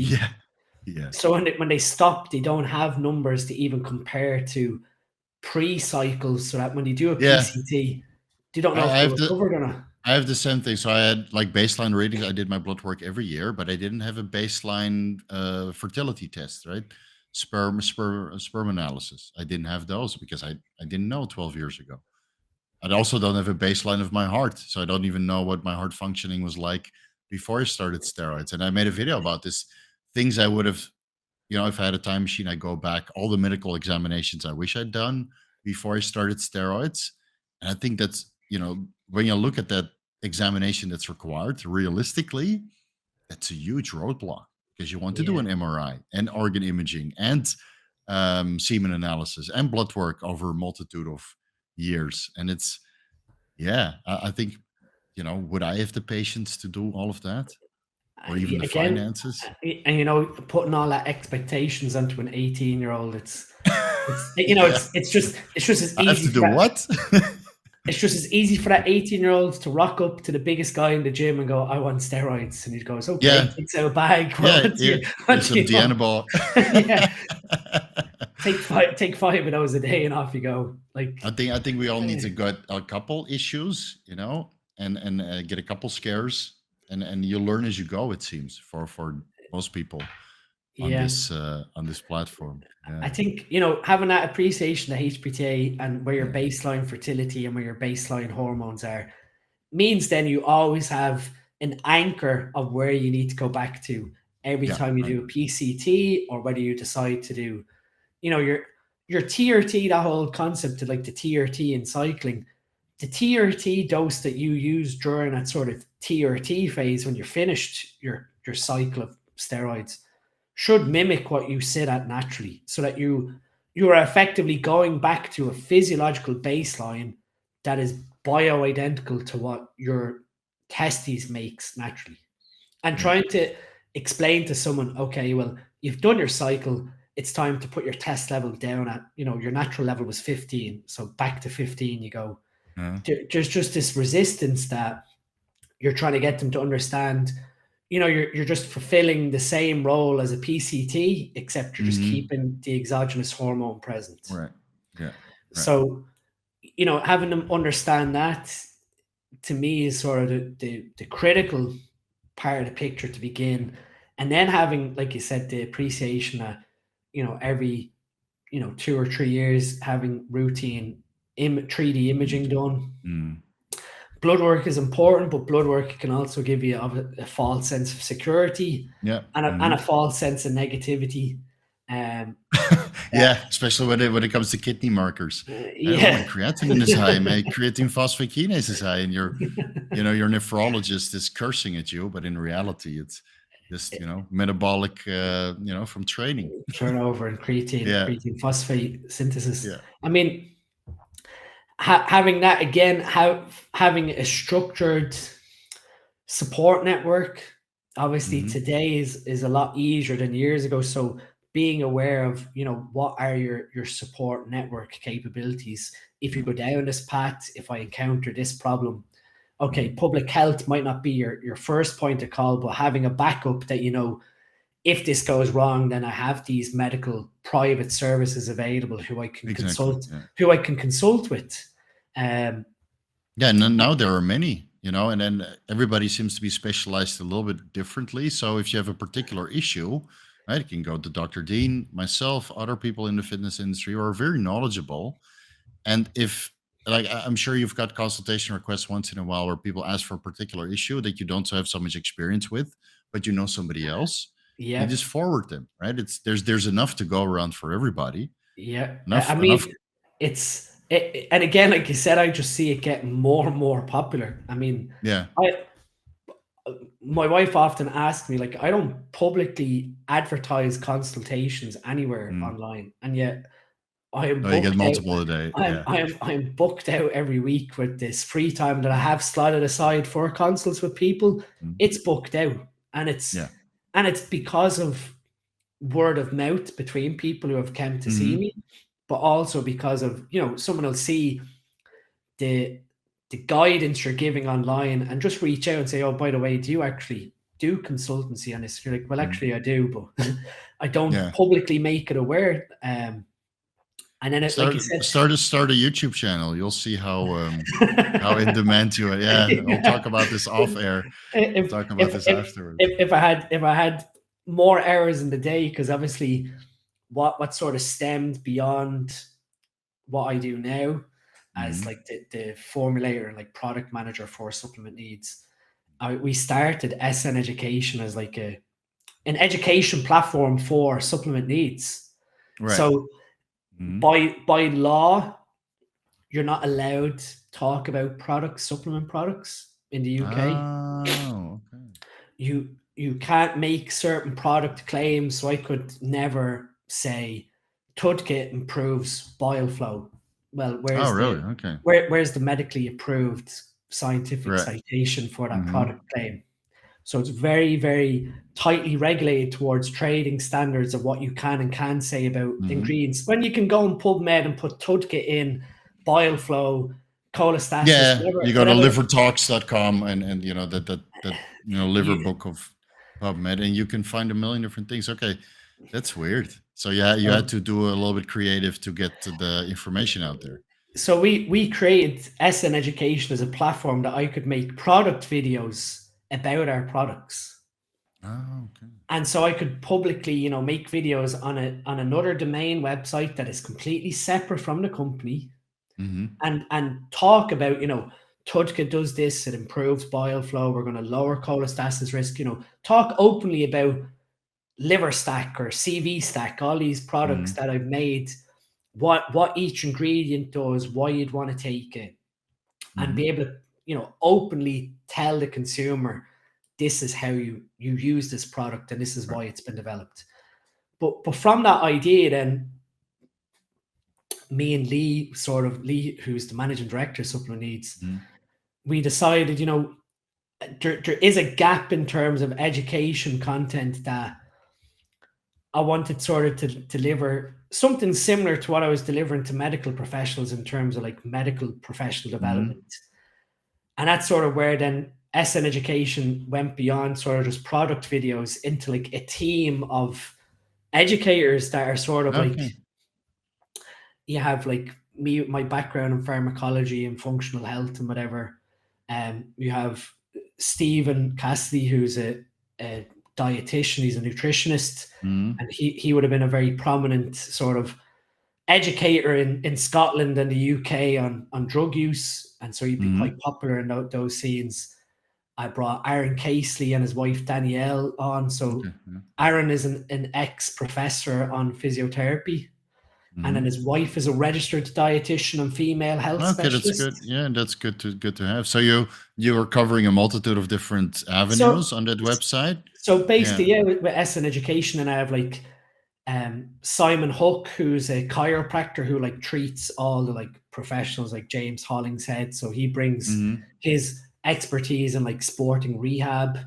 I have a bodybuilding coach, Louis Blackmore, who's very big into like mindset and stoicism and trying to get bodybuilders to see, you know, when we abuse these compounds, although, you know, we can take some strategies to help with mental health, there's also a whole other aspect towards our mental approach and our thoughts and our feelings that plays into our daily mindset.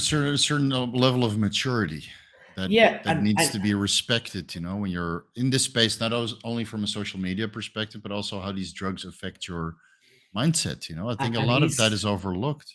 He's made content surrounding, you know, mindset, daily gratitude, you know, how do you approach discussing PEDs with a partner, the mental side effects of prep, and how perhaps, you know, having daily gratitude and a sort of stoic mindset to the use of these compounds might make you actually appreciate your prep better. So, you know, learn how to love the process, right? Exactly. That's why he's big into preaching. And then the last educator, that's really missing. And because I noticed that myself, I've been coaching for 10 years, and now it's a little bit on the back burner to focus more on the YouTube channel. And well, I have a ton of consultations every day, but it's most like coaching is mostly a mental game, because the information is like, let's be honest, bodybuilding is extremely repetitive.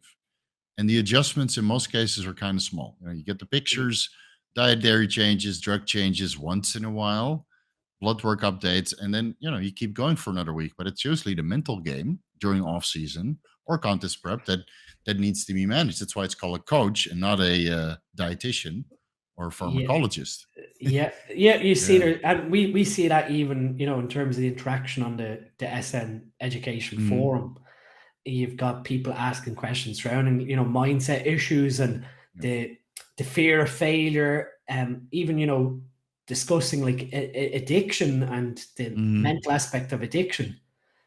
So like with the whole team, I recently brought a girl, Olivia Orchowski. She's very, very competent towards female health and how, you know, female hormone health, etc. What I basically wanted was... That's so poorly understood in our space. Exactly. I had sleepless nights trying to coach my wife healthily, you know? Because it's impossible to find. You know, I stayed awake till 3 o'clock in the morning every day just to learn about the female body, because I didn't want to ruin her. You know, and luckily she walked away without any virilization. So, you know, we did a good job. I'm open and vocal that I am not comfortable talking about PD practices with women. I understand. I understand them. Yeah. I understand them perfectly, but just ethically, there's just... I think it's such a fine line. You got to protect the women from themselves in many cases. Yeah. And at one point, I stopped coaching women. I couldn't do it anymore. Like, I had very good success with my wife. She was beautiful from the start and still beautiful. Never missed a period. Right? All her metabolic markers are normal. You know, no virilization, no hair growth, and all that funny shit. You know, but you see with women who wanted to be like my wife and win shows and look that good, but they weren't able to put in the work. And then you get into this drug abuse. You know, Steve, can I use a little bit of Winstrol? No. Relax. It's bikini. You know, look into your DHEA first. You know, maybe some growth hormone. And what? Only 1.2 units? Yes. Slow down. You know, and follow some progressive overload. Actually, put some weight on the bar. It's very difficult. It's very difficult to coach women, but there are some, you know, very good women out there, obviously, who accomplish tremendous things with, you know, nothing. Yeah, and that's why even with like Danielle and Olivia, I Mhm. figured if I was going to make an education platform, I wanted what I'd consider experts. So, if someone asks a question on our forum, we've even built like a dedicated female section that you have to, Good. apply for access to, because I wanted to create a safe space for females to ask, Mhm. Olivia or Danielle, or, I have access if they have to ask a PED question, or, about Yeah. amenorrhea or periods or Right. dieting or Mhm. emotional distress, all these things. I wanted a closed environment whereby guys who are members of the site don't get access to it. They can see the forum section, Uh-huh. can't get into it unless I give them access Oh, that, smart. Yeah, so they can comment and yeah, they usually the female. can't read anything, because I wanted females to, and I've seen this on forums where you'd have maybe one vocal female on a It's forum, not and it's not a gossip fest, right? yeah, no. Or the gossiping about all the dudes. You want a safe environment for Yeah. females to be able to answer questions, but even then, like, we're even seeing the question uptake on our female forum is quite low. So it's still females in terms of our industry are the ones who are starting to become educated, but there's still a level of resistance, I think, Yeah. where they're afraid to ask questions, but Mhm. they're not afraid to follow direction. So if they, Yeah, and you and, know, and most of the direction is absolute garbage. and that's what we're experiencing. That we want, Yeah.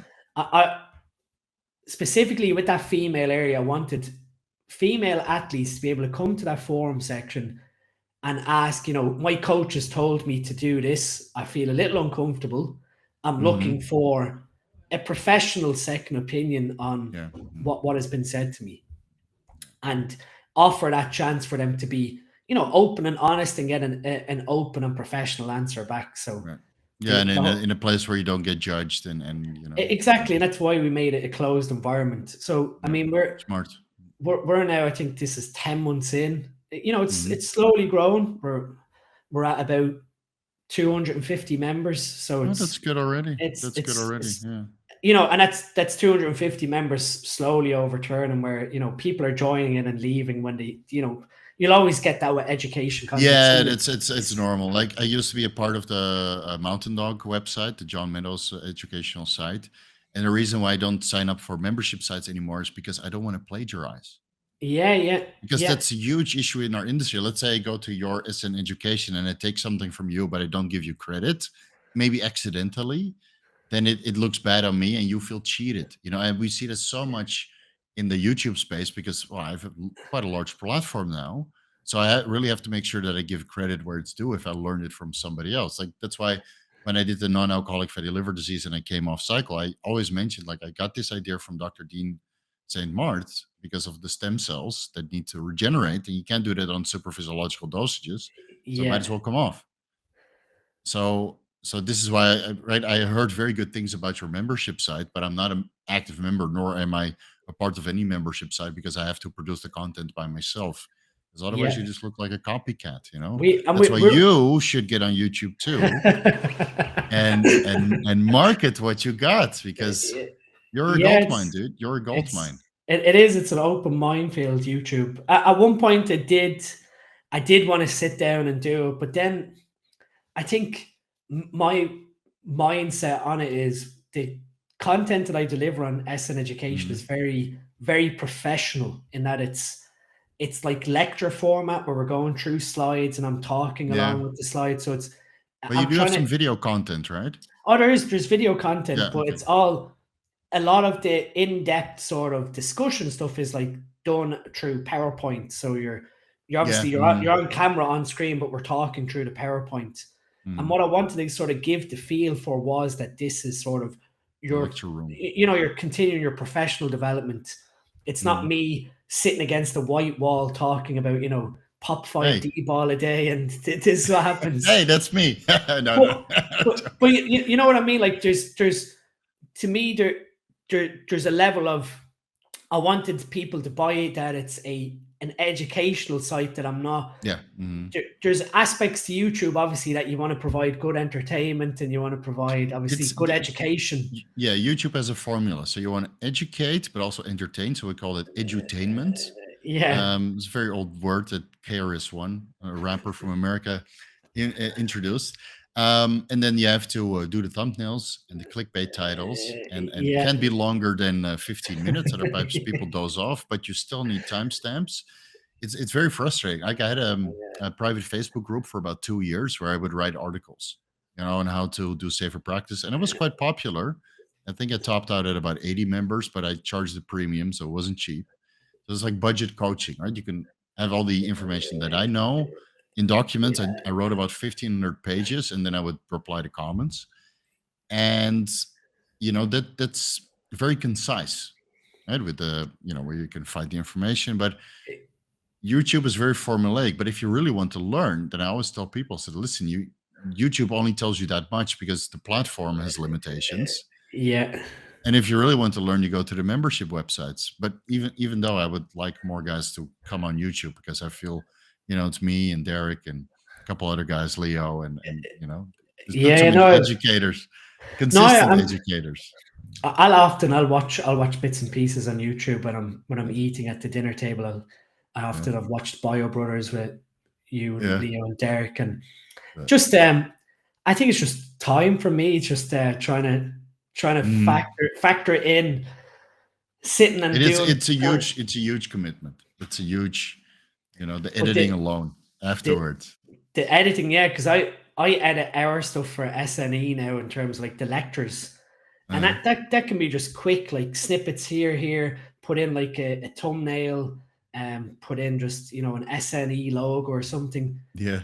And I can just I've edited some longer videos that I've put on YouTube in the past, and my God, was it just you had to really know you had to really know what you were doing if you're stitching pieces together. And I've had it many times. So I used to do like 1 hour blood work reviews of myself, and then go back through all of my medical data. Like, oh, here my blood work was off because and this, right? And I try to make it as coherent as possible. Take me 2 days to put it together, and I can't outsource this because they don't understand the nuance between different. Right? I would record it, overlay it, make it look super professional. You throw it online, 2,000 views, and it breaks your heart. It breaks your heart because it's so valuable. It's lengthy and in depth, but it's such valuable content. But it's just not YouTube friendly. It's better to be, behind the paywall. We're seeing that with SNE that people. What I done recently, and obviously it was the controversy of like the Baldwin slides. What I wanted to do was basically have a series of videos. So if you are a beginner that has never done any steroid research, I wanted a 5-minute video that was, what's the compound, what's the chemical structure, how is it taken, how does it exist, what like black market pharma, does it aromatize, does a 5-alpha reduce, what are the side effects, what's the dosing, finish. Because nowhere online was just one research of a quick 5-minute video with all these basic questions laid out one after the other. And it got, like, when I was recording them, it got repetitive because basically with each steroid it was nearly the same information. It's the same setup. So, but like our views in terms of members on the site, like they're like the most popular videos on SN Education is just short and sharp 5-minute videos. What's Trenbolone? What's Nandrolone? What's Ment? What's DHB? And that was, again, to try and fulfill like an attention issue. You have to. I had like 30-minute videos that got no views, so I compressed them into YouTube Shorts, 1 minute, and just you don't even breathe, right? It's one word to the next, and 1 minute is just compressed information that's very, very relevant, but also easy to digest. 1,000 views, 10,000 views, 12,000 views, like 25,000 views on Instagram. It's a shame, but if you really want to learn about this, you just need to sit down, put some classical music on, and be cognitive for 2 hours, then take a little mini break, and then continue with another 2 hours.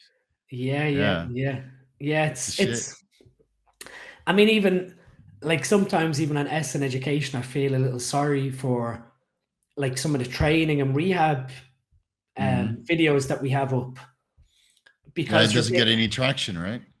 Very few views. And I mean, Simon and Aaron put a lot of effort into like mobility routines, diagnosing, training setup. Do you have correct shoulder mobility? What do you do if you've got shoulder pain, elbow pain? You have all these specialized videos that you're basically like to see Simon or Aaron, you're talking at least £100 for a 30 session, right? 30 or 40-minute session that they're putting enough information to give you a nudge that, okay, this is how I can view to fix it. And then if needs be, go see someone like them in that field. But just the uptake of that content is very slow. No, it's minimal. It's minimal. It's very weird. I noticed the same thing on a public platform, but luckily as the channel grows, you get like multitude of audiences. So some guys are just particularly there for a certain subject and they will follow that through. And then over time it will still grow. Of course, the good thing about making videos that they're valid indefinitely, unless the information turns out to be false. But video about treatments for particular issues in your shoulder or joints, those stay valid for years. So in the beginning, they might not get so much views, but it will build up over time. Yeah. And you only have to do it once. That's what we're viewing. Like SN education to us has just been a side project. Like we've not, we haven't, obviously we've had expenses out for the other educators, but us as sort of I guess directors or whatever the company of SN education, we're not looking to take anything from it. That we just want a platform that's delivering professional content to people to enjoy. And like you, I often stress, like, I'm sure YouTube's even worse because you have to keep like an entertainment aspect to it. I don't have to worry too much in that. We have like a blood work forum on SN education. So we have like a year's membership that people pay for 1 year, and you get access to a blood work area that has like discussion groups for liver health, hormone health. Oh, that's good. Yeah. So rather than, like on a forum where someone throws up their blood work, on tier 3, they put their blood work up and we enter into a discussion of, what's gone wrong without telling them the exact answer, trying to educate them. And alongside that, we've got like lectures on the lipid panel, hematology, hormones, where I teach people how to read their blood work in a simple fashion. Yeah, I had the same thing on my private Facebook group, and then you can see the comments in that article. It's like, minuscule, but the Trenbolone article, discussions for months. I think that's just the nature of the beast. I think it's just the nature. There's so much to learn, but most people would just gravitate towards the PEDs. And that's how I started as well. Like for me, it's now the least interesting part. Well, that's sort of where it's coming to me now. That it's not that it's repetitive, but it's when you sort of reach a level of, I guess, education with PEDs, you view that PD health management sort of relies around like the use of like 6 or 7 compounds. There's no longer like exotic polypharmacy and guys using. No. It's a short list, right? And I think for you also, you realize, okay, you took a step back, so you're not interested in check drops or mint, or all the questions that people usually ask. What about 100 milligrams of Anavar per day? I'm like, are you crazy? I'm more interested in like the biology and managing health parameters and just making sure that even with that short list of drugs I still want to run, that I don't end up hurting myself. But it's so unexciting to talk about Test Primo, Masteron, Nandrolone, and Anavar. Nobody gives it. Like, I want to know about mint. Yeah, and it's like that's the same thing when you're having conversations with guys that are looking at, like I said, what's the next sort of step beyond 250 milligrams of test, and they're like you said, what about DHB? What about ment? What about Metabolic check drops? And you're like looking and going like, where all these things even enter into the discussion? If logically your sort of next step after testosterone is probably going to be either DHT or Nandrolone. It's not a difficult decision to. I usually say it's more test. Exactly. Or GH.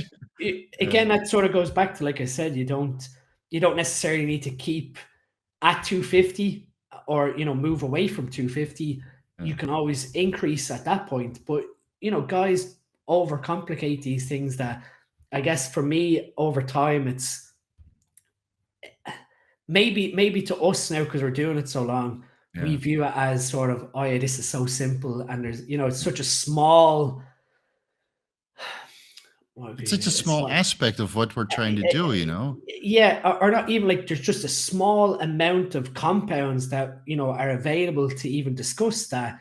Mm, It's getting to the point now where you're talking to people who are looking to enter into this space, and what you're telling them, you're telling them about these small select compounds that have human approval or human data to support mm, right. a, Long-term a, use. Yeah. long-term use, that rather than having like a big massive chunky book like William Llewellyn's Anabolics with every compound known ever, you are Yeah. just breaking the discussion down to like maybe 8 compounds if you include Yeah. orals. So you're to me, where again, that's again a simplified message that we need to get across, that really the And it core. and it's weird because you do have guys doing 5x5 programs, squat, bench, and deadlift. They do 3 lifts and they're perfectly happy with it. Yeah. And eating 5 different foods, and they're perfectly happy with it. But the the pharmacology needs to be, and I can't really, point my finger because I've tried half of the wide doping list. Um, yeah, no, 25% it was, I think.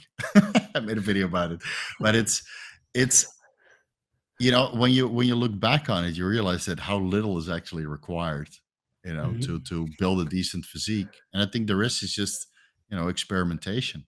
And Yeah, curiosity, like yeah, just curiosity. Yeah.